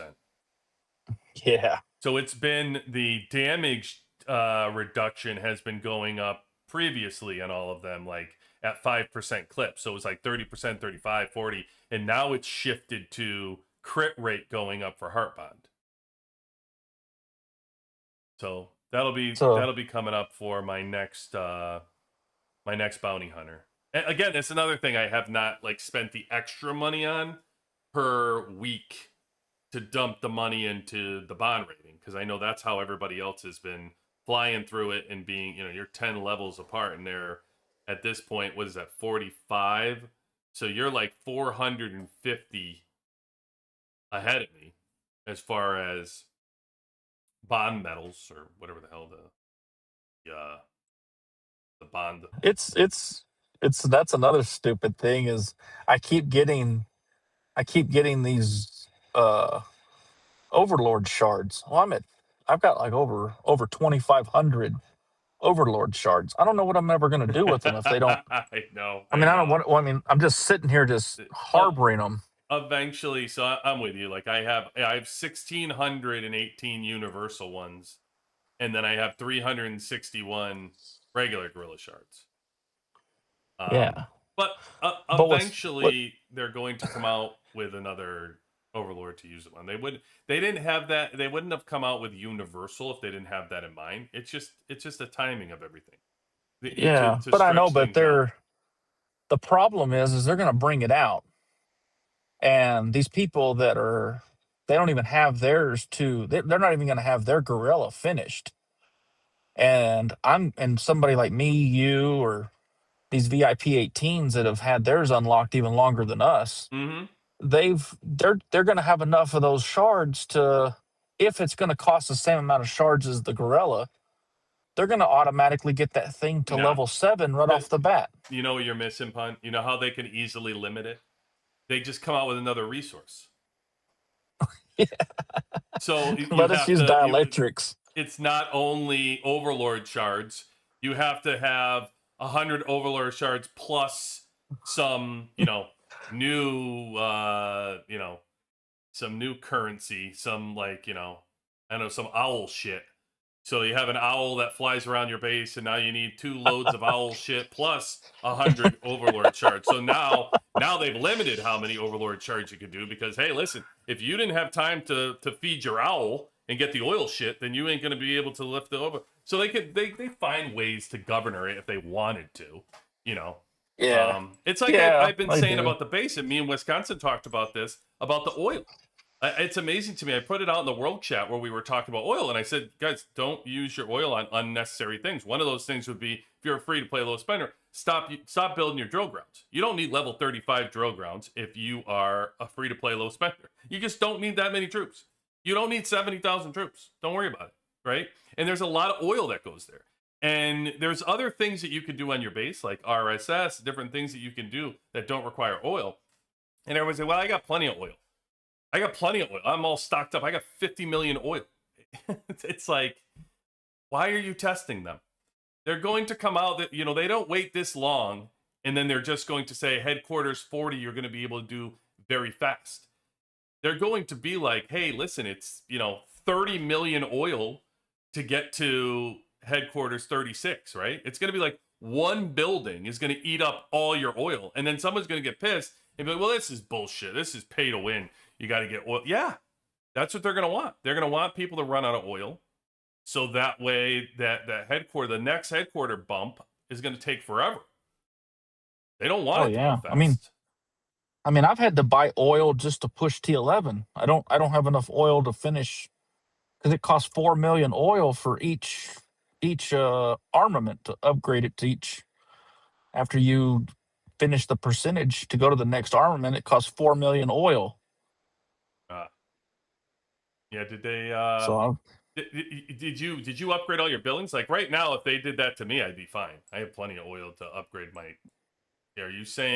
Are you saying each one takes 4 million or each star? What are you saying takes 4 million no, oil? so like to go from the helmet to the chest plate, Yep, yep. it costs 4 million oil for each one of those. Wow. Okay. And so when does that start? At your after your fourth star? I don't know. I think it starts right now. I don't know if you've noticed it. I You didn't. might have No, there enough oil wasn't. that you don't. I went over that. I took everybody through the helmet, and it wasn't. I don't even remember if there was any oil.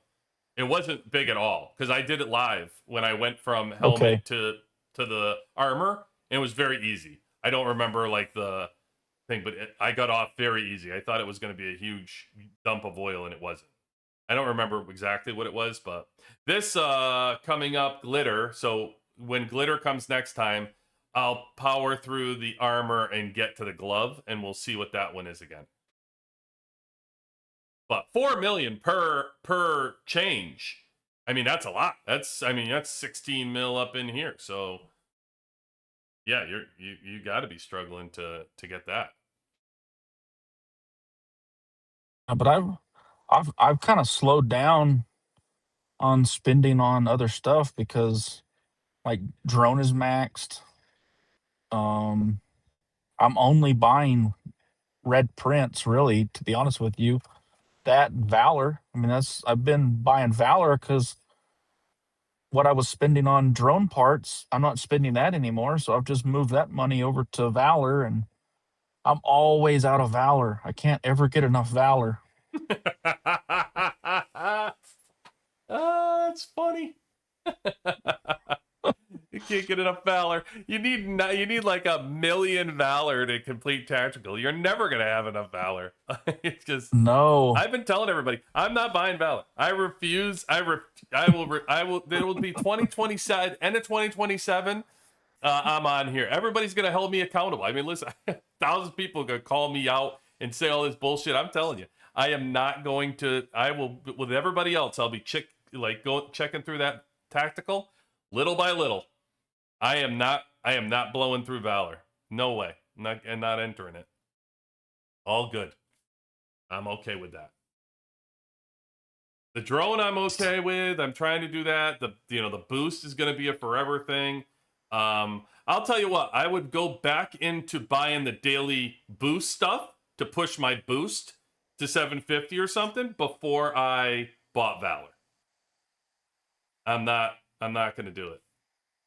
Well, a train every now and then, just like if the Alliance does something good, me being R5, I'll I'll reward the Alliance with a couple of trains that week, or um like if we've done, like I feel like everybody's they're kind of like I know we're gonna have a hard VS week. I'll buy a Mm-hmm. couple of trains to help give some guys some extra resources and stuff like that. But um I really only buy Valor out of the glitter market, or I call it the bullet game. The not the Bullet game. not the yeah, the one where you shoot the Oh, zombies out but of the little bounty hunter. helicopters. Bounty hunter. Yeah, bounty hunter. Yeah. Yeah, bounty hunter Yeah, is the cheapest to buy it if you're gonna buy it. yeah, it is. Yeah, that's the cheapest Yeah, event to buy valid. But even saying like even that's the cheapest event, I mean, it's atrocious. I mean, it's just ridiculous. It doesn't yeah, end. It it's doesn't stupid, end. but And for me, the reason why I've made that decision in the game to commit is because it's not like I'm spending money on for entertainment purposes, right? I'm spending my money. yeah, I decide what's value, what's not. For me to will I spend? So I'll tell everybody like what value is and what you should get and whatever. And typically, I mean, the people that I'm trying to help are low spend, mid spend people. Obviously, the answer is don't buy Valor. That's an easy one for advice that I'm giving out. But I can tell you that for me personally, if I'm buying for entertainment, I have no pleasure buying Valor. Like, there's nothing that comes from me like I want to spend my money that way or entertainment value that way. I'd rather go, T11s. Okay, I got to do the Overlord to push the bond rating. Okay, even special training. That's another thing. Like, I'm not buying that stuff for special training. Maybe in Bounty Hunter, I'll clear out some of the stuff for special training and get some bumps. But that's another thing, by the way. This goes into drone parts. This goes right into me different. Everybody I'm fighting has 800 level, 700 level of this nonsense of the special training. It's another thing. Like, there's no need to rush that one either. It's crazy. It's like, I'll go at a slow little clip and I'll get there eventually. I'm going to get where everybody else is eventually. I'm just going to do it for loads cheaper than trying to hurry up and push these things that are going to get capped. So I don't do that. I don't do the special training. And for me, the drone, I get a kick out of what I like to build are chips. I love chips. I love the value of chips. I see it in battle. I know how valuable the chips are, and that's why I pushed all the teams and get there. And to be honest with you, I see the bonus of combat boost. Combat boost is huge. What's your combat boost at? I'm at 685. Yeah, there's value in combat boost. Like 750. I just watched Doberman go to 750, and definite difference in that in the bump and how much strong. But then again, it's making your chips stronger, right? So you can't sit there and say how valuable chips are and how chips are the real deal. Then you have combat boost, which ups the percentages of your strength of your chips, and then be like, oh, combat boost isn't worth it, right? Like, it's clearly worth it. Yeah, so anything to do with chips, I enjoy. It's just so much. It's you're gonna spend $280, $300 to just go 5 levels on this combat boost every week. It's crazy. It'll be a lot. But you're putting money in trying to figure out what's worth it and what's what. You'd be better off doing the combat boost. Just buy the daily stuff in the combat boost every day. And you could push that to 750.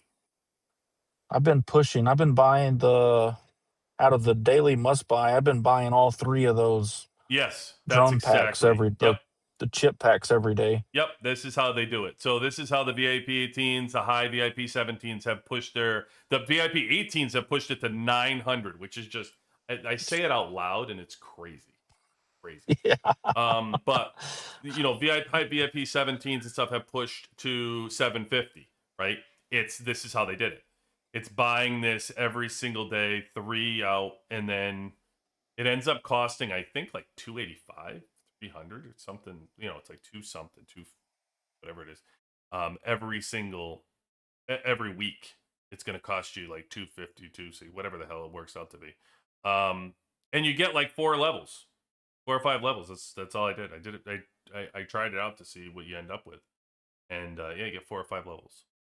So as long as you know that going in, then you can figure out how many weeks you're gonna have to do that for. Price that a lot. You're finding out right now. You're at 285, so you're finding that out right now, sir.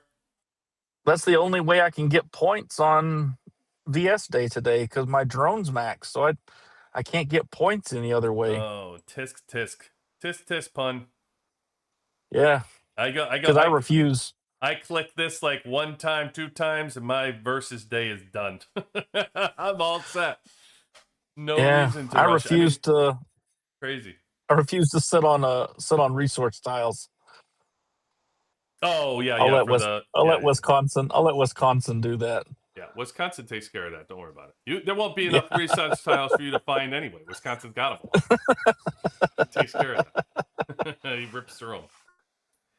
Auto completes. Yeah, I mean it's all good. Like the drone level is better to space this out and take care of your verses. Like, I mean, right now, like I haven't even started verses, right? So here I am. Where's my points? 0. I have 0 points right now, right? So just doing this, if I go 1, I'm already to 3.6 million. Just one time clicking that button. You know, so there's no, I didn't do a damn other thing that's on the list. I haven't done the radars, you know, any of the collecting. I haven't done my chip chest yet. Anything.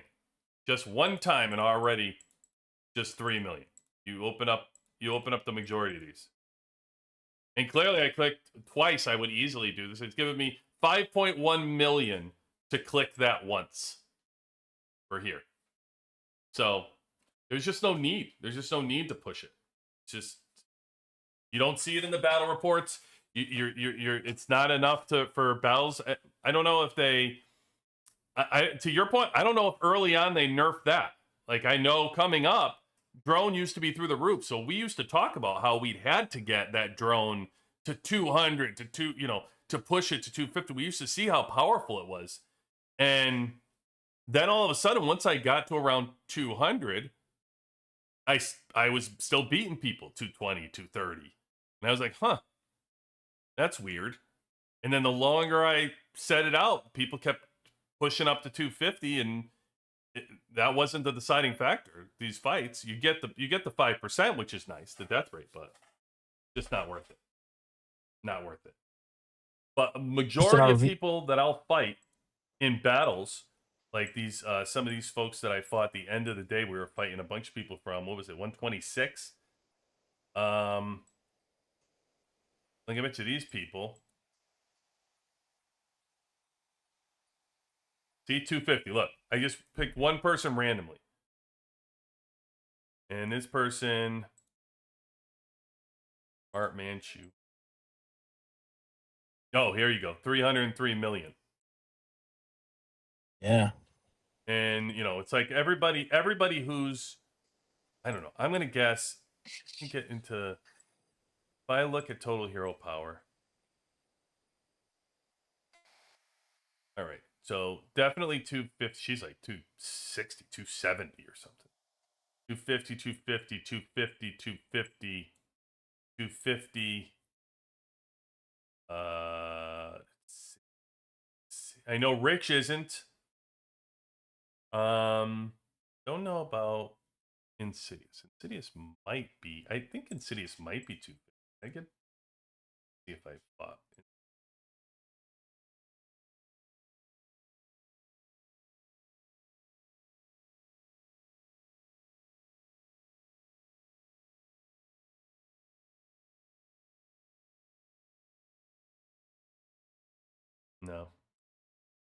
No. So I'm not sure, but majority of people around my level have all been 250 for a while. So just something they all get. The thing everybody was, you got to get 250. You got to get 250. Yeah. Oh, yeah. That was it was a huge. I remember the conversations and everybody who was doing it and when they were doing it. It was crazy. Like it was still around the key event. They haven't even switched to bounty hunter yet, and everybody was so concerned about it. So I knew that. Was. Yeah. And you know, a lot of people didn't ever do the key event, but I always liked it. I always thought it was. I always thought it was really good. Once you figured out what to buy out of it, I thought it was really good. Yeah. Who we got? Eric, compliance. You know, I see you, compliance going. That's Eric OG. Compliance, welcome in too. Savage, what's up? Segura, Segi in the house. What's up? Spectrum, saw you pop in. What's up? Good to see you. Eric OG, you starting season 6 this week? OG, or is that next week? Might be next week, maybe. I think he just finished Goldvein. So when we finish Goldvein, I think we start preseason immediately for season 6. I don't know. I'll find out. We'll see if OG Eric is popping in. I love these OGs. It'd be You know, fun. Pun, it's like a life work of mine that it drives me nuts that these guys are trapped in purgatory, solitary confinement. Say that they won't let Yeah, them out of those servers. It's they can crazy. all of them can come up, but Mike Hawk has to stay down there. He's gonna have to come up, man. He's got to. Next week it starts. He said next week it starts. I gotta. Eric, hit me up on Discord. I gotta put you on the calendar. I'm gonna be. Unfortunately, next week I'll be in Vegas, but it would be great to have you on if you want to do it, like maybe like a Monday night, or Tuesday night after your season starts. I'd love to get how the first couple days are if you want to pop on the stream. Love to have you on. Easter celebration, I got to tell you, Pun. So I have to see if I won or not for the chat box. So I was up for my last chat box. I only had one left. And I wasn't going to sit there and play the game of like holding on until the last minute and then using all the candy at the end and all that nonsense. So I said the hell with that. I'm just going to put up my score and see if it stands. So now I got to go into my mail to see if I won. My last chat box.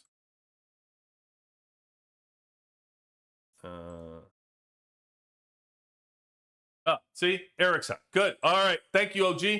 Look forward to it, brother. I'll, hit me up on Discord. And we'll work something out so we can have you in to talk about Season 6. All right. Let's see. Eastern Carnival Alliance, what? Your Alliance ranked number 1. Oh, good at that. Look at that. Got another 1K Valor. There you go. There's $100 right there. Fun. Yeah. Here's another one. What's it? Oh, number 2. Is this it? Is this chat box? Yep. Got it. Oh yeah. I like to complete things, Pun. I like to complete them. That was my last one. I got my third chat box. I'm done. All done now, brother. All done. I don't even care. You could have the next event, whatever, unless they're dropping another half box. This guy, all done. Don't need it. Running out of colors anyway, brother. Running out of colors. Today's Easter, though, so I run my Easter one for Easter. So I do the seasons. I do the seasons. But I did want this one because I wasn't sure which one I wanted to use for the Bears for football season anyway. So I'll have to see how this one was. I did pick this one the last time. So all right, let me see. You got to claim that bad boy. Oh, I'm excited, man. I was hoping I win it. Hoping I get done with that one. Got it. Yes. In VS in our VS league this week. If we win, hopefully the other team wins, and we'll get to face your buddies from 190. Oh, Jesus. God bless you, bro. God bless you. Fuck that. It's ridiculous. It's I'll tell you what. It's not even it's not even all one night because we fought them in we've actually had a what do we have, like Canyon Storm or something against them, like AOV. So we fought them since I've been on 118. It's just the one douchebag. It's just President Douchey. Who's so funny, even after winning first place in the server, how much does it tell about them that they win their season and the number 2 guy on the server is like, peace out, I'd rather leave. Like, you won. What does that say about you? You'd rather get the fuck out of there. I don't blame him. Hightail it, bro. Best for you. Good for him. All right, let me unlock this. Unlock my little chat box. You're gonna see. You're choosing this. Oh yeah. I don't want to change. That's it. Get that done. My power went through the roof, I bet. 9,800. Yeah. You got all this stuff. There they are. I don't know what all these are, by the way, but I don't know how I'm missing these in here. I got the ones out of the boxes, but I don't know where these came from. Oh, those were the limited ones. They were Yeah. like No. if you did like the street rush or whatever it was, Oh, and see, yeah, I if don't you care about. finished. Yeah, this one's 30. See, when they said 30 days, yeah, fuck that pun. Those drive me Yeah, nuts. How people think and they those are won some of the something. best colors. Like I'd love to have that green one, but it was only a 30-day one. Yeah, see, these are all 30. Yeah, they don't count. Oh, this one's not though. This one doesn't say 30 days. 30, 30, 30. This one's not 30. These two are legit. Here's, Those are permanent, man. oh, the green one. Yeah, the green and purple. Hey, here. Oh, So hold on, let me unlock this one. huh. I never noticed the green one then. But so yeah, there's 3 left that they can throw in here. This one, another orange. Got this orange. I got one. Now I got this one. I got this one, the purple one, and this one, Ace Torchbearer. But they don't have 30 days next to them, so they could launch these into the chat boxes at some point, and then I'd be going after them. But I wish no. they'd do a black one with white lettering. It would go with my Punisher theme. Yeah, it would. It would match. I put money on that one. Circles. What did you send? You sent me something on Discord? All right. What did you send me, buddy? Green. Oh, what do you mean for Beck? Because you're saving all your green? This is what he sent me. So we're keeping secrets up. Oh, I don't know. Is that coming through? Oh. True. That's what he sent.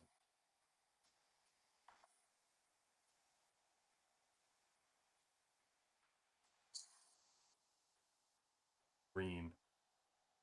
The ones. I got 2 chips out of those greens.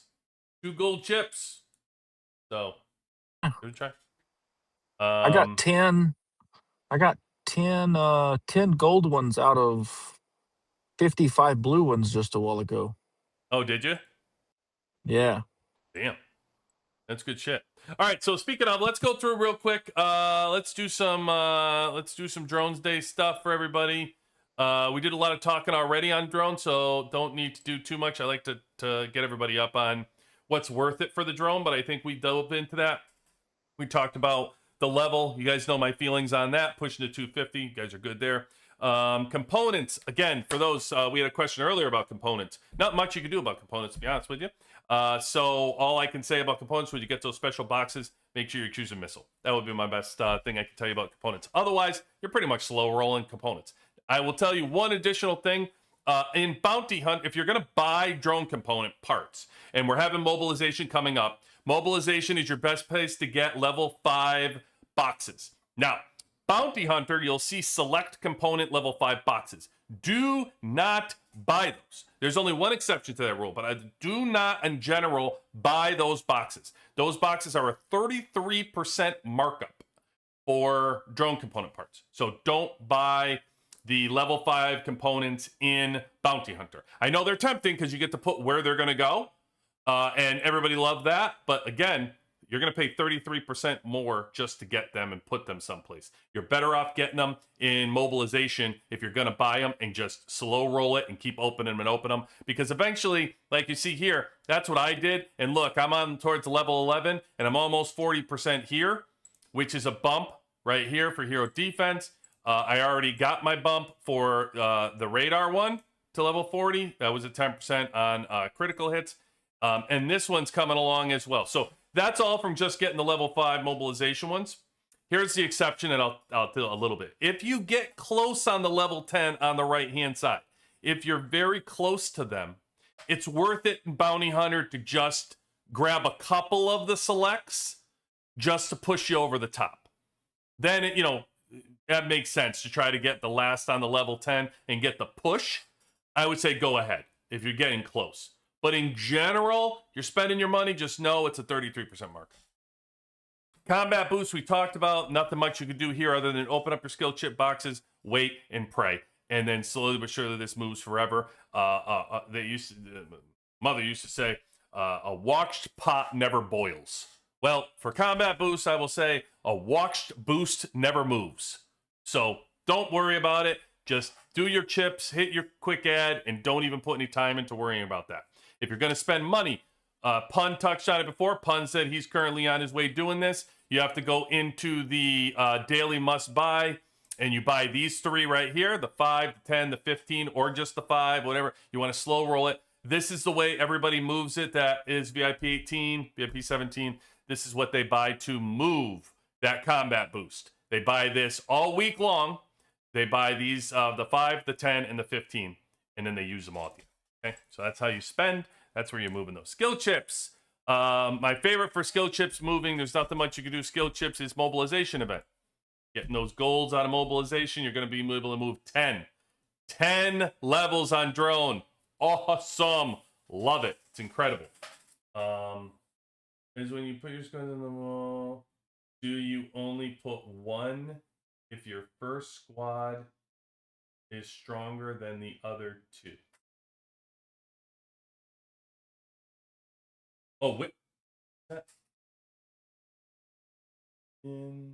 In DS and Winter Storm. Is that what that is? When you put squads on the wall, do you only put one if your first squad is stronger than the other 2? Your first squad is always stronger than your other 2, so I'm confused on what you're asking. Do you only put one squad on the wall in Winter Storm and DS? I mean, honestly, in Winter Storm, it doesn't much matter because you're going to do about 17 of those. I would say to you, if you're talking about wall management, break out and talk about wall management. Anyway, let's finish it on this. Just that the best place to get skill chips is mobilization. You can buy 10. Can't turn that. That's awesome if you're buying. Wall management. Like if you're looking at your wall and you're looking to manage your wall, you're gonna hold your number 1. If you're number 2 and 3, if you're easily gonna get burned, then just get burned. Just throw this out and attack with it. Don't have anybody on your wall. I mean, I guess I don't understand about managing your wall, like how you're doing it at this point. What your concern is. Maybe you got to straighten out your question there. Did you get that, Pun? Did you get his question? I didn't understand. I don't know. I'm the same with you. Your second and third are always going to be weaker than your first. Yeah, I'm confused on the question. I'm wondering if he meant if your skill chips are higher on your. I don't know if that's a quick question. He said in DS and WS. So I imagine put squads. Oh, here he comes. So I normally put all on the wall. Well, no, don't put all on the wall. Oh my God, that's my favorite too. So a couple tips I can give you for Winter Storm that happen to me all the time that makes no sense. When you attack somebody, if your first is gonna burn, don't then send your second and third. I can't tell you how many people hit me in Winter Storm and send 3 squads at me. I cringe every time I see it. It makes no sense. Your first is going to burn. You don't need to send your second and third. That's not going to help you at all. At all. So if you're sending your first, okay. I mean, if you want to test, you look, spy plane, perfect opportunity. Winter Storm, that's the other thing. Let me just tell you. In Winter Storm, I can't tell you how few times I am spy planed before I'm attacked. Winter Storm is where you practice warfare. Take it seriously when you're out fighting. Like, it's for fun, but practice your warfare. How are you going to act during fights? So spy on people before you hit them. If you know they're too strong, then watch them and wait for them to attack a box or only leave their second and third. Time it. Treat it like you would a Warzone duel. don't just piss away your troops. There's no point in it. And actually, all you're doing is hurting because you're giving the other team points. So there's no need to do that. Now, if it's in a box and you're trying to do it, then judge how many times you're hitting the box. If you hit the box with your number 1 and that person barely moves, you barely take even a little bit, don't hit it again. And damn sure don't send your second and third. All right? But for your wall, don't leave all 3 on there. If somebody burns through you, then you take all your troops off your wall. There's nothing you can do about it. I talk about testing, right? When you're in Winter Storm, you want to test the waters. So only put 1 on. Only put 1 squad. If I were free, like low spend and free to play or whatever, I'd be looking who's around me. If somebody like Pun or myself comes around you, you have to know who's strong on the other team. Usually it's kind of like you can look at the powers and understand who's like the heavy hitters and everything else. If Pun's gonna come, if I was only a 70 million squad and Pun comes right next to me, I'm either sending my number 1 to the box to reinforce the box, right? Or a building. I'm gonna try to get the points out of a building real quick. And I'm taking everything off my wall. I'm letting Pun go ahead and punt me and take the hit. It's all good because you're not going to be able to stop him, right? So send your 1 out, not at him, unless you know you could take his second and third. Send your 1 out to do something. Take a building, chip away at a building, do a box, something. Because you're going to lose some troops. Just don't leave it on your wall, your number 1 on your wall. You got to read your battle reports to know if somebody hit you and they're only 50 million, 60 million, then yeah, if they're porting you, if you're 55 million and they're 60 million, yeah, you want to leave your first and your second on your wall. You know, because you can make them burn back. Attack with your third or attack with your second, leave your third on the wall. That's all good. It's just all about Winter Storm is an excellent place to try all things. All things in Winter Storm. You want to try your wall management. You should be practicing spy planing. You should be practicing mixed squads. You should be practicing putting your gear on different folks. Whatever. You should be doing all of that in Winter Storm because it's all about the points anyway. So yeah, like absolutely you should be wall management city as far as who it is. But I would not just walk around with 3 walls and just hit everybody as much as I could and get points and whatever. You're missing out on an enormous opportunity to learn your teams, who you can hit, who you can beat, how you can beat them. Practicing to spy plane, practicing to manage your wall. All that stuff is a great opportunity in Winter Storm. So, it's all fun. Winter Storm's a freaking blast. What's that, Pun? I said that drives me nuts too when somebody and it hurts even worse if they're on your team and you see them doing it. You're just like, oh my god. yeah. Like I really like the number 1 thing that drives me nuts in Winter Storm is people that send 3 squads at you automatically. Just I'm gonna send 3 squads at you. It's just oh man, here we go. Yeah, unless they're a VIP 18, then they shouldn't be doing that. Right. Agreed. And it happens. I mean, I don't even do that. It happens all the time, Pun. I could, maybe tomorrow afternoon, I'll put another Winter Storm out there that you guys can see, but it's just a matter of time before somebody hits me with 3 squads in a row. And it's like, what are you doing? Come on, man. Put some kind of effort in. All right, so we are on, this is, for those that spend, it is spend week. It's a very difficult week for free-to-play players. I will tell you that. There's not a whole lot for you to do this week because mobilization does not offer a lot of ways for you to participate.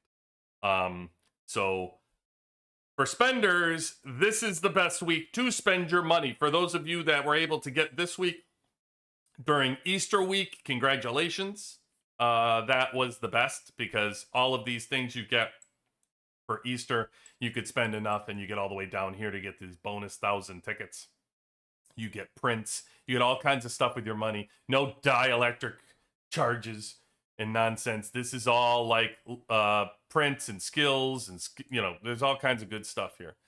So this is energy loot. It's always the best to spend on. Special training pass. You guys know this is a no. If there's ever a week that you're gonna pass and save your money, move on to another week, it is this week. Do not spend. Low spenders, mid spenders. This is not for you. Stay away.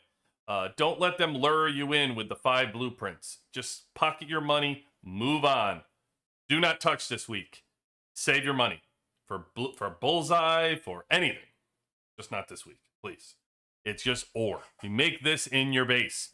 It's little tiny RSS containers. It's dielectrics. There's nothing for you to get here. Nothing. This is just spending money. There's no need for it. So move on. How about you, Pun? What do you think? I buy it just for the 5 blueprints, but that's just me. But that's you. You're a high Yeah. spender.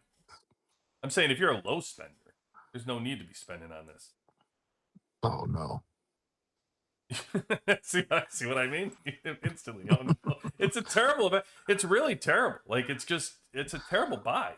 I know they tried to entice people in this, but it's a terrible. I've said this over and over. It's a terrible buy when they try to put the good stuff at the top. You know how they also like, oh, you got to earn it. You got to get through these to get the good stuff. They don't. For this one, they make sure it's this because it's a sucker's bet that you're going to spend on this. If I was gonna spend $30 this week, instead of spending it on that, I would spend it in total mobilization and buy the $5 pack every day and get the 10 weapon shards. There you go. Well, that means better buying this. I'll take you on that. I'll tell you, if I was gonna spend this, what is this? $25, right? 5 and then 20, so 25. Yeah, I think it's 25. I would rather take. I would rather have you take the 15 and get the weekly passes. Oh yeah, that's another thing. I'd rather have you get the 105 charts, like 7 of the components, and then the course. I'd rather have you spend $15 that way. Doing it because it's at least at least 5. Just take the 5 and go to the drone parts. Getting 105 for 5 is great. So you're better off doing that. I mean, even me, I buy the drone part one, even though my drone's max, but I know eventually I'm going to need to use drone parts again sometime. Oh, I hear that. I hear post 250 is worth a lot. Yeah. I hear at that point it's good stuff.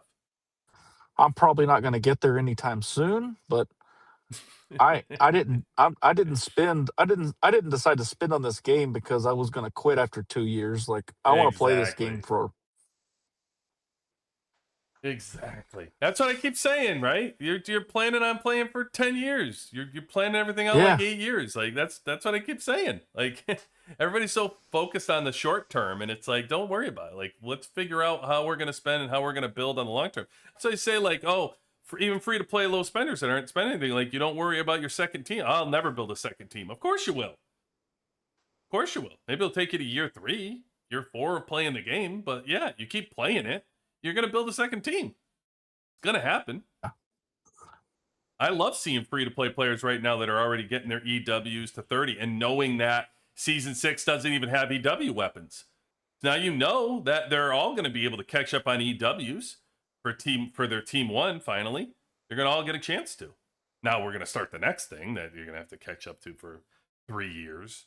But EWs will be able to get there.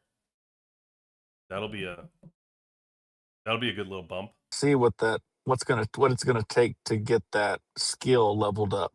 Oh, Pun, you already know. I mean, if they're just starting it, come on, this to start doing this, you're going right through exclusive weapons 30 again. Now they get to digest how long it took you to get exclusive weapons 30, how much money it costs to get exclusive weapons 30. How much power, blah, blah, blah, all that stuff. And now they get to redo it for this thing, for your 4th skill. But do you think they'll use skill medals, or do you think they'll do something No, different? I think they'll do something different. They already said they're going to do those shards. They're going to do specific shards for it. Oh, okay. I don't know what I mean. Eventually, I think the skill medals are going to come in. Are going to be when we go up headquarters. I think eventually, my guess would probably be we're going to do the season 6 the way it is, and we're going to start this shard thing. And then my guess would be after season 6, we're going to lift the headquarters. That would be my guess. I mean, it's been a long time. Everybody's on 35 at this point. Remember last time when they lifted the headquarters 35, you looked across the board, everybody was on headquarters 30, right? And so once everybody was headquarters 30, it was like, okay, we can move on now. That's really when it happens. When you look across and you see everybody is headquarters 30, and you had to give, because you did oil now, you had to give people enough time to save the oil to lift the buildings. So now you're giving them a whole nother, for us, where people look at it as we have a disadvantage because other people are getting to kind of speed up and catch up to us a little faster. So they look at like, hey, we spent a lot of money to get all these things, and now other people are catching up to us. But what people have to understand as well, for us, we get extra time to do things. They don't, like buildings. So buildings, we get these extra months off while they develop the season.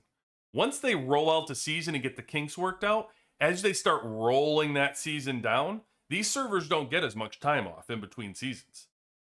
They only have like a month here, a month there, whatever. We get like 2 months off, 2.5 months off when they develop these seasons. Once they start cooking it, all the other servers, all the way up to 2,300, they get them faster. So we get a little bit longer in that regard to build things.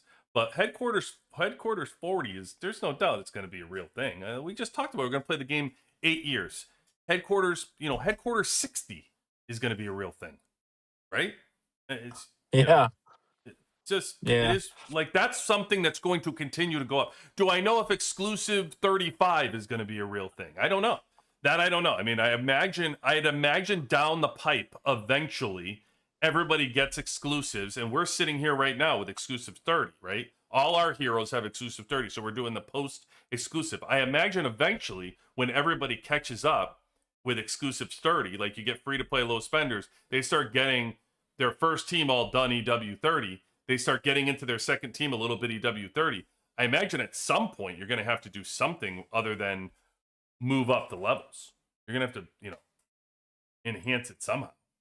I don't know what they're going to do, but The thing is, I've gotten every single one of my aircraft heroes has two out of the three to level 100. So I'm taking the other ones to level 100 now. Yeah, I just started with Swift because I'm done now with everybody at 30. So are you saying you have them up to 100? Yeah. Okay. I don't know what the max is for these. Is it 200? I have no idea. I know after you get them all 3 to 100, then you can take them, I think, again. I don't know. I haven't done all 3 to 100 yet, so I don't know. I'll know pretty soon, I guess, probably within the next month. I'll know. Let me see somebody like who hit me. Let me see, like Leonida. Leonida hit me. Let me see. Oh, he hit me after Goldvein, though.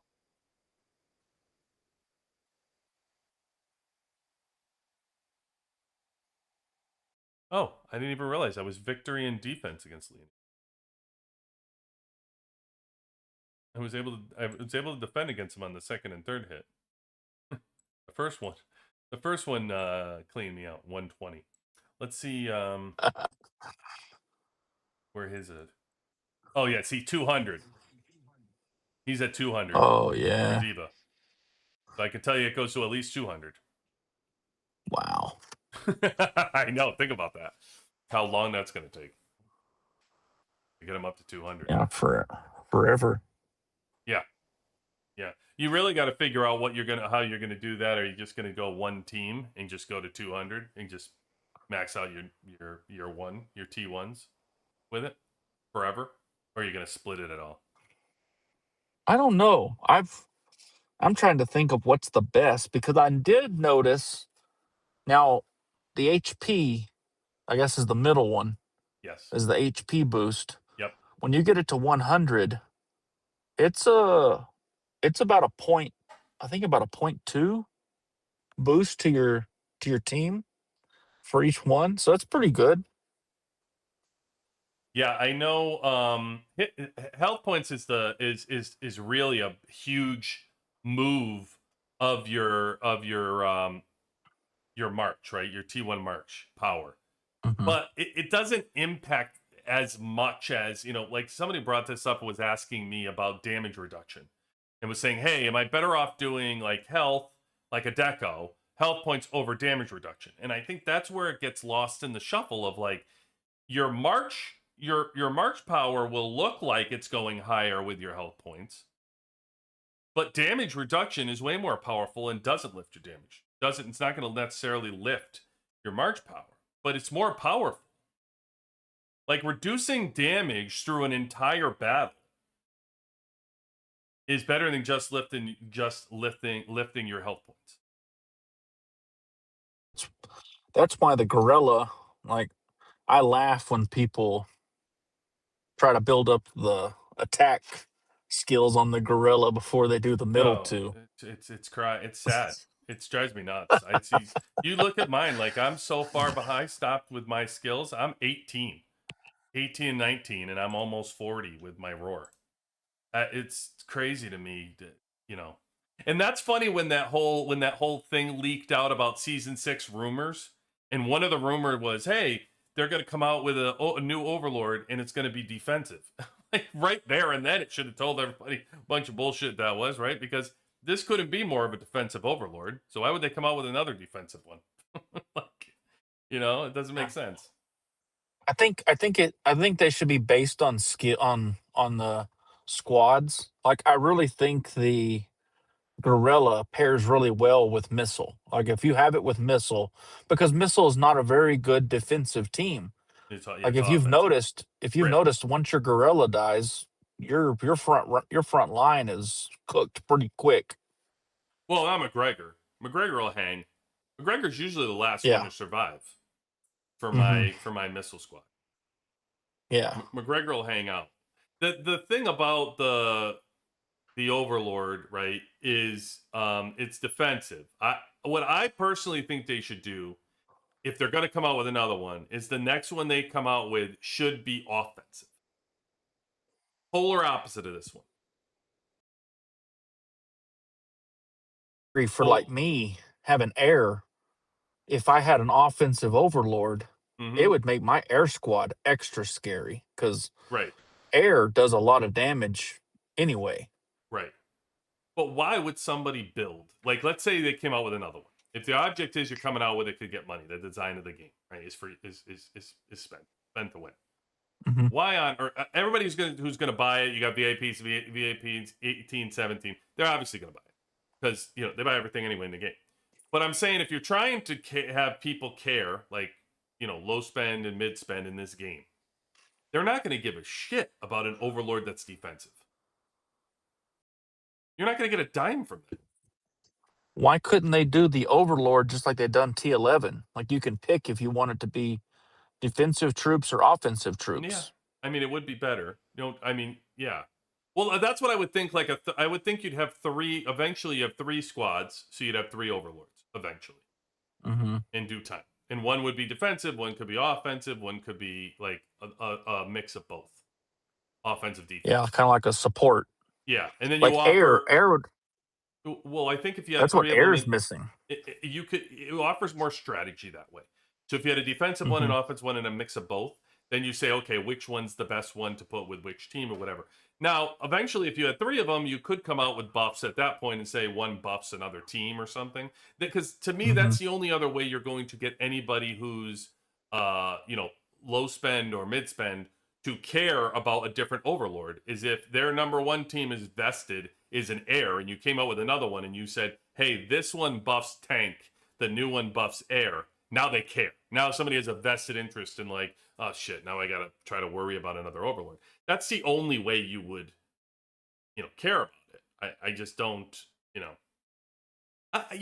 to be that. honest with you, we They could do haven't that in a changed. tactics card. What about like a Overlord tactics card? Yeah, and like make your overlord, turn your overlord into like to where his offensive now his offensive skills are just the exact same as his defensive skills. Yeah.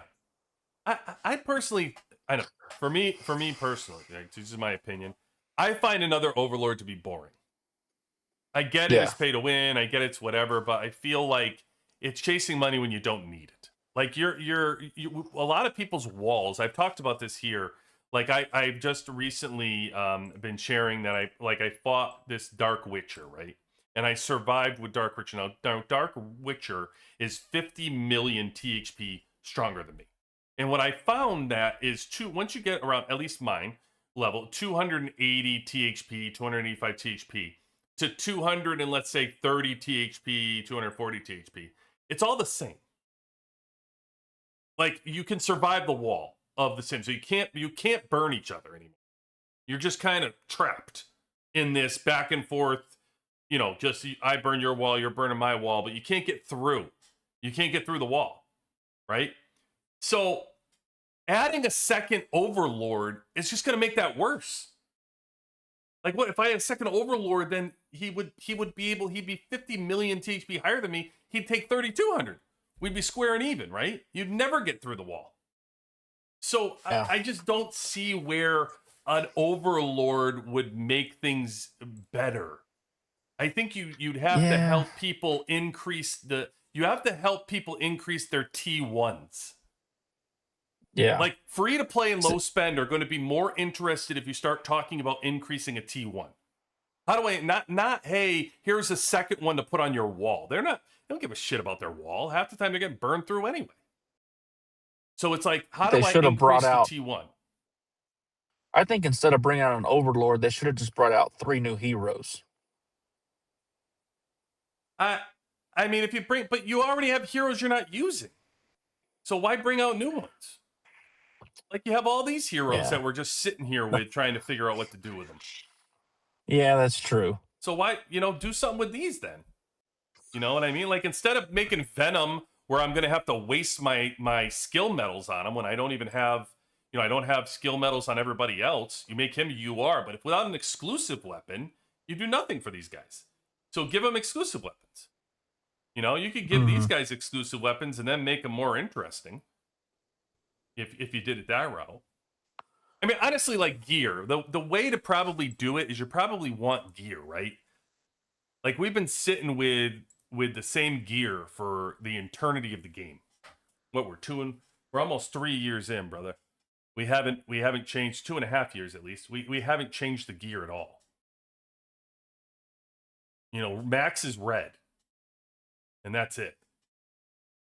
So like at some point, you're going to have to up gear. Some way, somehow. Entice it and make it better. The next set of gear out here. And I don't know how you do it. Maybe you build it with certain, things, but it'd certainly give you the dielectrics and allow you to do that too. Use those. And I don't know. Maybe I'm 2 years too early too with the gear. I don't know, because you look at like free to play low spend. When you think about our range, right? You're in 5 seasons, so if they were smart enough, they would have gotten mythic gear for every single season. So that's 5 prints that they'd have to have. The save on Bullseye, they could probably go through at least 2 events, at the very least 2. If they really say probably 3, but let's be fair and say 2. Glittering event, it could have saved at least 2. And now I think we're coming up on long enough for the honor points where we're almost to a set for honor points. So that means to me, free to play everybody should easily be 10 mythic sets now. It's about halfway there. So I might be 2 years too early with the gear talk, but because they have to be able to get enough of them. On my second team yet. What? I'm not even done with my second team to all reds yet. Oh, you're not? No. I was one of those for the longest time how strong can I get my first team? And I was only caring about a first team. And then I noticed how much difference the second team makes too. So now I've really been pushing second and third. Like I'm almost done. Like I think after this event, after this total mobilization, I'll be done with gold blueprints for second and third. So now I'm just trying to get as many red prints as I can. Yeah, red. I mean, there's no doubt. You red. Red. That's my priority as well. I'm a second squad. I'm pushing. I think I have 2 left. Let's see. Jack, what do you got? My T1 is 21 million stronger than my second. Oh wait, yeah, I didn't. T1 always gets first priority, and I don't want to increase my THP. Well, who gives a shit about increasing your THP, man? I mean, good that you're using T1. That's priority. That would make sense, especially if you're free to play. I don't know where you are in the game. I can tell you at some point I ended up like 15 million above my T1. There's a point in time when you're pushing your T1, your second falls behind a little bit. I want to say probably around season 3, maybe season 3 to 4, somewhere in there. It starts to take over. But I think that's good, man. I think you're good. It's, especially if you're free to play low spend, then you should just worry about your T1 until you cap out, and then you'll move over to T2. Bellico, good having you in always. They should make the heroes that we don't use UR and make a new class like Amphibious. Well, I agree. I mean, we just talked about it. You're wasting all these heroes. They could do them. I was ready. You know what I was ready for? Scarlet. I was ready for a exclusive on Scarlet. I really thought she would be able to be plugged into tank, especially because Murphy works so well with air. That'd be great to be able to use her. Yeah, I always used her instead of Williams for the longest time. Yeah, it just works. I mean, it's a great. She's great. She's one of my favorite URs. Of course, Sarah. I mean, there's no doubt Sarah with air was awesome. Like season 4, season 5. Oof.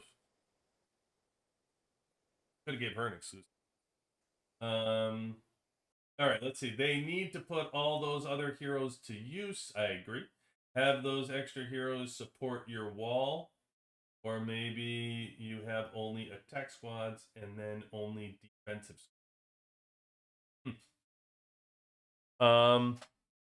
Yeah, it would be kind of funny. It's not a bad point, Matt. Like, imagine if you could take these, some of these heroes and like add them to your wall. Like you don't lose extra troops; they just get to add to defend your wall. You know what I mean? Like let's say you had a squad on there, like your second squad was guarding your wall, your third squad was guarding your wall, and then they could put like a couple of those heroes, like the SSR heroes, in addition. You have like 6 or 7 heroes that get to guard the wall. Like King, he's already got full mythic on his 4th team. On his 4th? Yeah. Holy shit.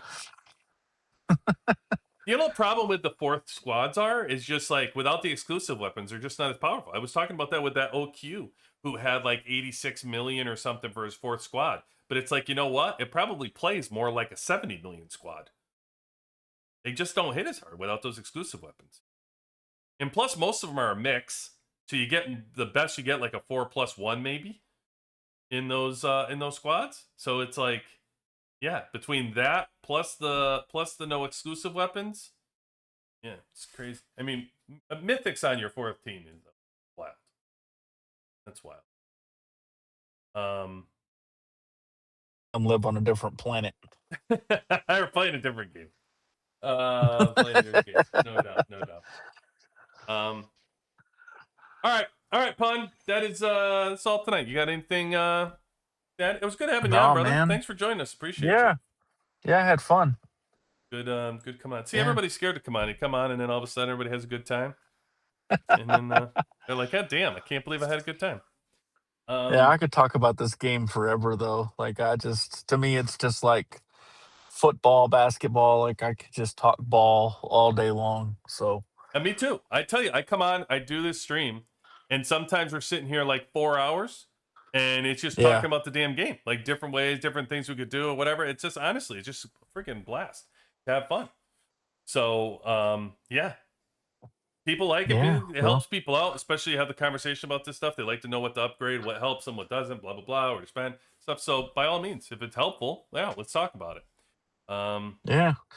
If anybody listening is playing Goldvein and they're on defense and they want some pointers on, or they kind of want to know the ins and outs of our defense strategy, hit me up in the game and I'll send you a copy of our defense strategy from this last week. No, look at that. Yeah. ShadyPun 69. For those of you who just joined, went into that earlier talking about that. He was successfully defended with his team. So he was the defender, and they successfully defended the attackers. So yeah. Even if you're listening, you want your alliance leader or president to reach out to him, just yeah, give him a shout. Give him a shout for successfully defending. Congratulations again. And good luck on On winning y'all's attack because y'all are playing some strong guys. us. Oh god, Yeah. yeah. Oh yeah. It's gonna the closer we get to that Golden Palace, brother, the more scary it's gonna get. So I'll tell you what. But yeah, I'm so it was great having you on. I'm gonna be in probably Vegas next week or whatever. And but you're always welcome on. I know great having Wisconsin on. Sure, he will be on, so you're always welcome to join. But thanks for coming on the show.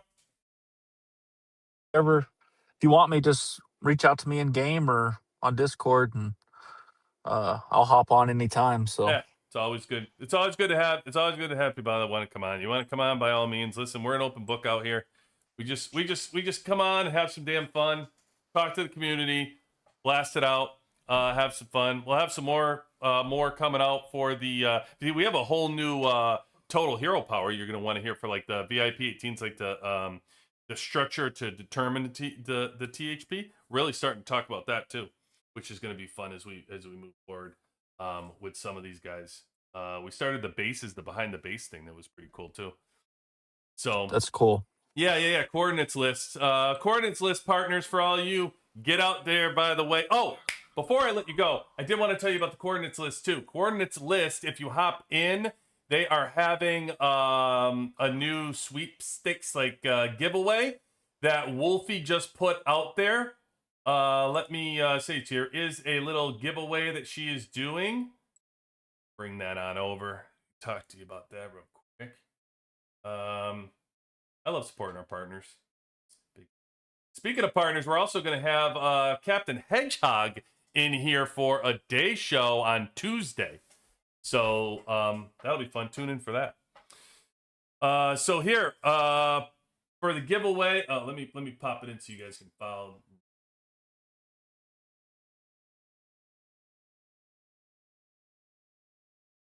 There you go. We will be holding a raffle for verified players. What you need to participate, read the rules and get verified to obtain verified status. Need help, just write in to get verified section. They'll assist you. The prize is 1,000 gold bar bundle for 2 players. Those bundles can be purchased on the Last War website. So there they go. They're giving away 2,000. It sounded like it anyway. Prize is 1,000 gold bar bundle for 2 players. So it sounds like they're giving out 2. You can verify with her. There's 2 winners. It looks like 1,000 gold bricks. 2 winners for 1,000 gold bricks. So there you go. I mean, that's good. That's good stuff. Hop on the coordinates list. It's a giveaway. Our partner is doing so. Please hop in. I know that Wolfie is putting that up to go. And then on top of that, too, for all of you that want to donate to Coordinates List, because a lot of people were asking about donating right here. You can donate now to the Coordinates with the whole buy me a cup of coffee, which I usually do not promote for any of that stuff. But listen, for somebody like the Coordinates List that does all this stuff voluntarily, the amount of hours that they pump into this game, that team, they're unbelievable. They're absolutely unbelievable, all that they give to the game. Love to give back. So go ahead, donate on here for the coordinates list. Give them $1 for all the work that they're putting into this game. And then the giveaway, go hop on the coordinates list. For those of you that want, discord.gg/coordinates list. That's how you will find them. Discord.gg/coordinates list. All right, that is how you find them. Pretty much all of our videos you can go that we've done with Mike. We just released Mike the Sage about the videos. It's also in our video links. You'll find a channel for them on our Discord as well. We hooked to them. Them and Captain Hedgehog are our partners. So we support our partners. And yeah, please go out there and enter the sweepstakes. Get yourself hopefully 1,000 gold bricks. All right. All right. That's it. All right. Thanks, Pun. Hey, listen, guys. Hopefully you win some money next week. Who, me? Oh, going to Vegas? I'm going for the hockey game. Yeah. I don't really like to gamble, to be honest with you. I'm not much of a gambler. Oh. I know. I just don't. I do a lot of sports betting. There you go. Well, okay, so that's true. I don't mind this. See, at least with sports, it takes me 3 hours to lose my money. I don't like going in and going to slots and just giving up. You know, just dropping a couple hundred here and there, like just on a slot machine where you just push a button. It gets so boring to me. It's not my thing. My buddy was just asking me. He's like, "Hey, we're putting together a poker trip to Vegas. You want to come?" I'm like, it's just not my thing. Poker isn't even my thing. I don't like it. I just don't. I don't get as much fun out of the gambling. But sports gambling, I'm with you. I would much rather even put on like, hey, are their completions going to be over 25? I'm like, yeah, let's go with that. I'm going to go. That's more fun to me than just betting. All right. Hey, guys, you know the drill. You guys could have been anywhere tonight, and you chose to spend it with us. And for that, I thank you. From Pun, QB, out.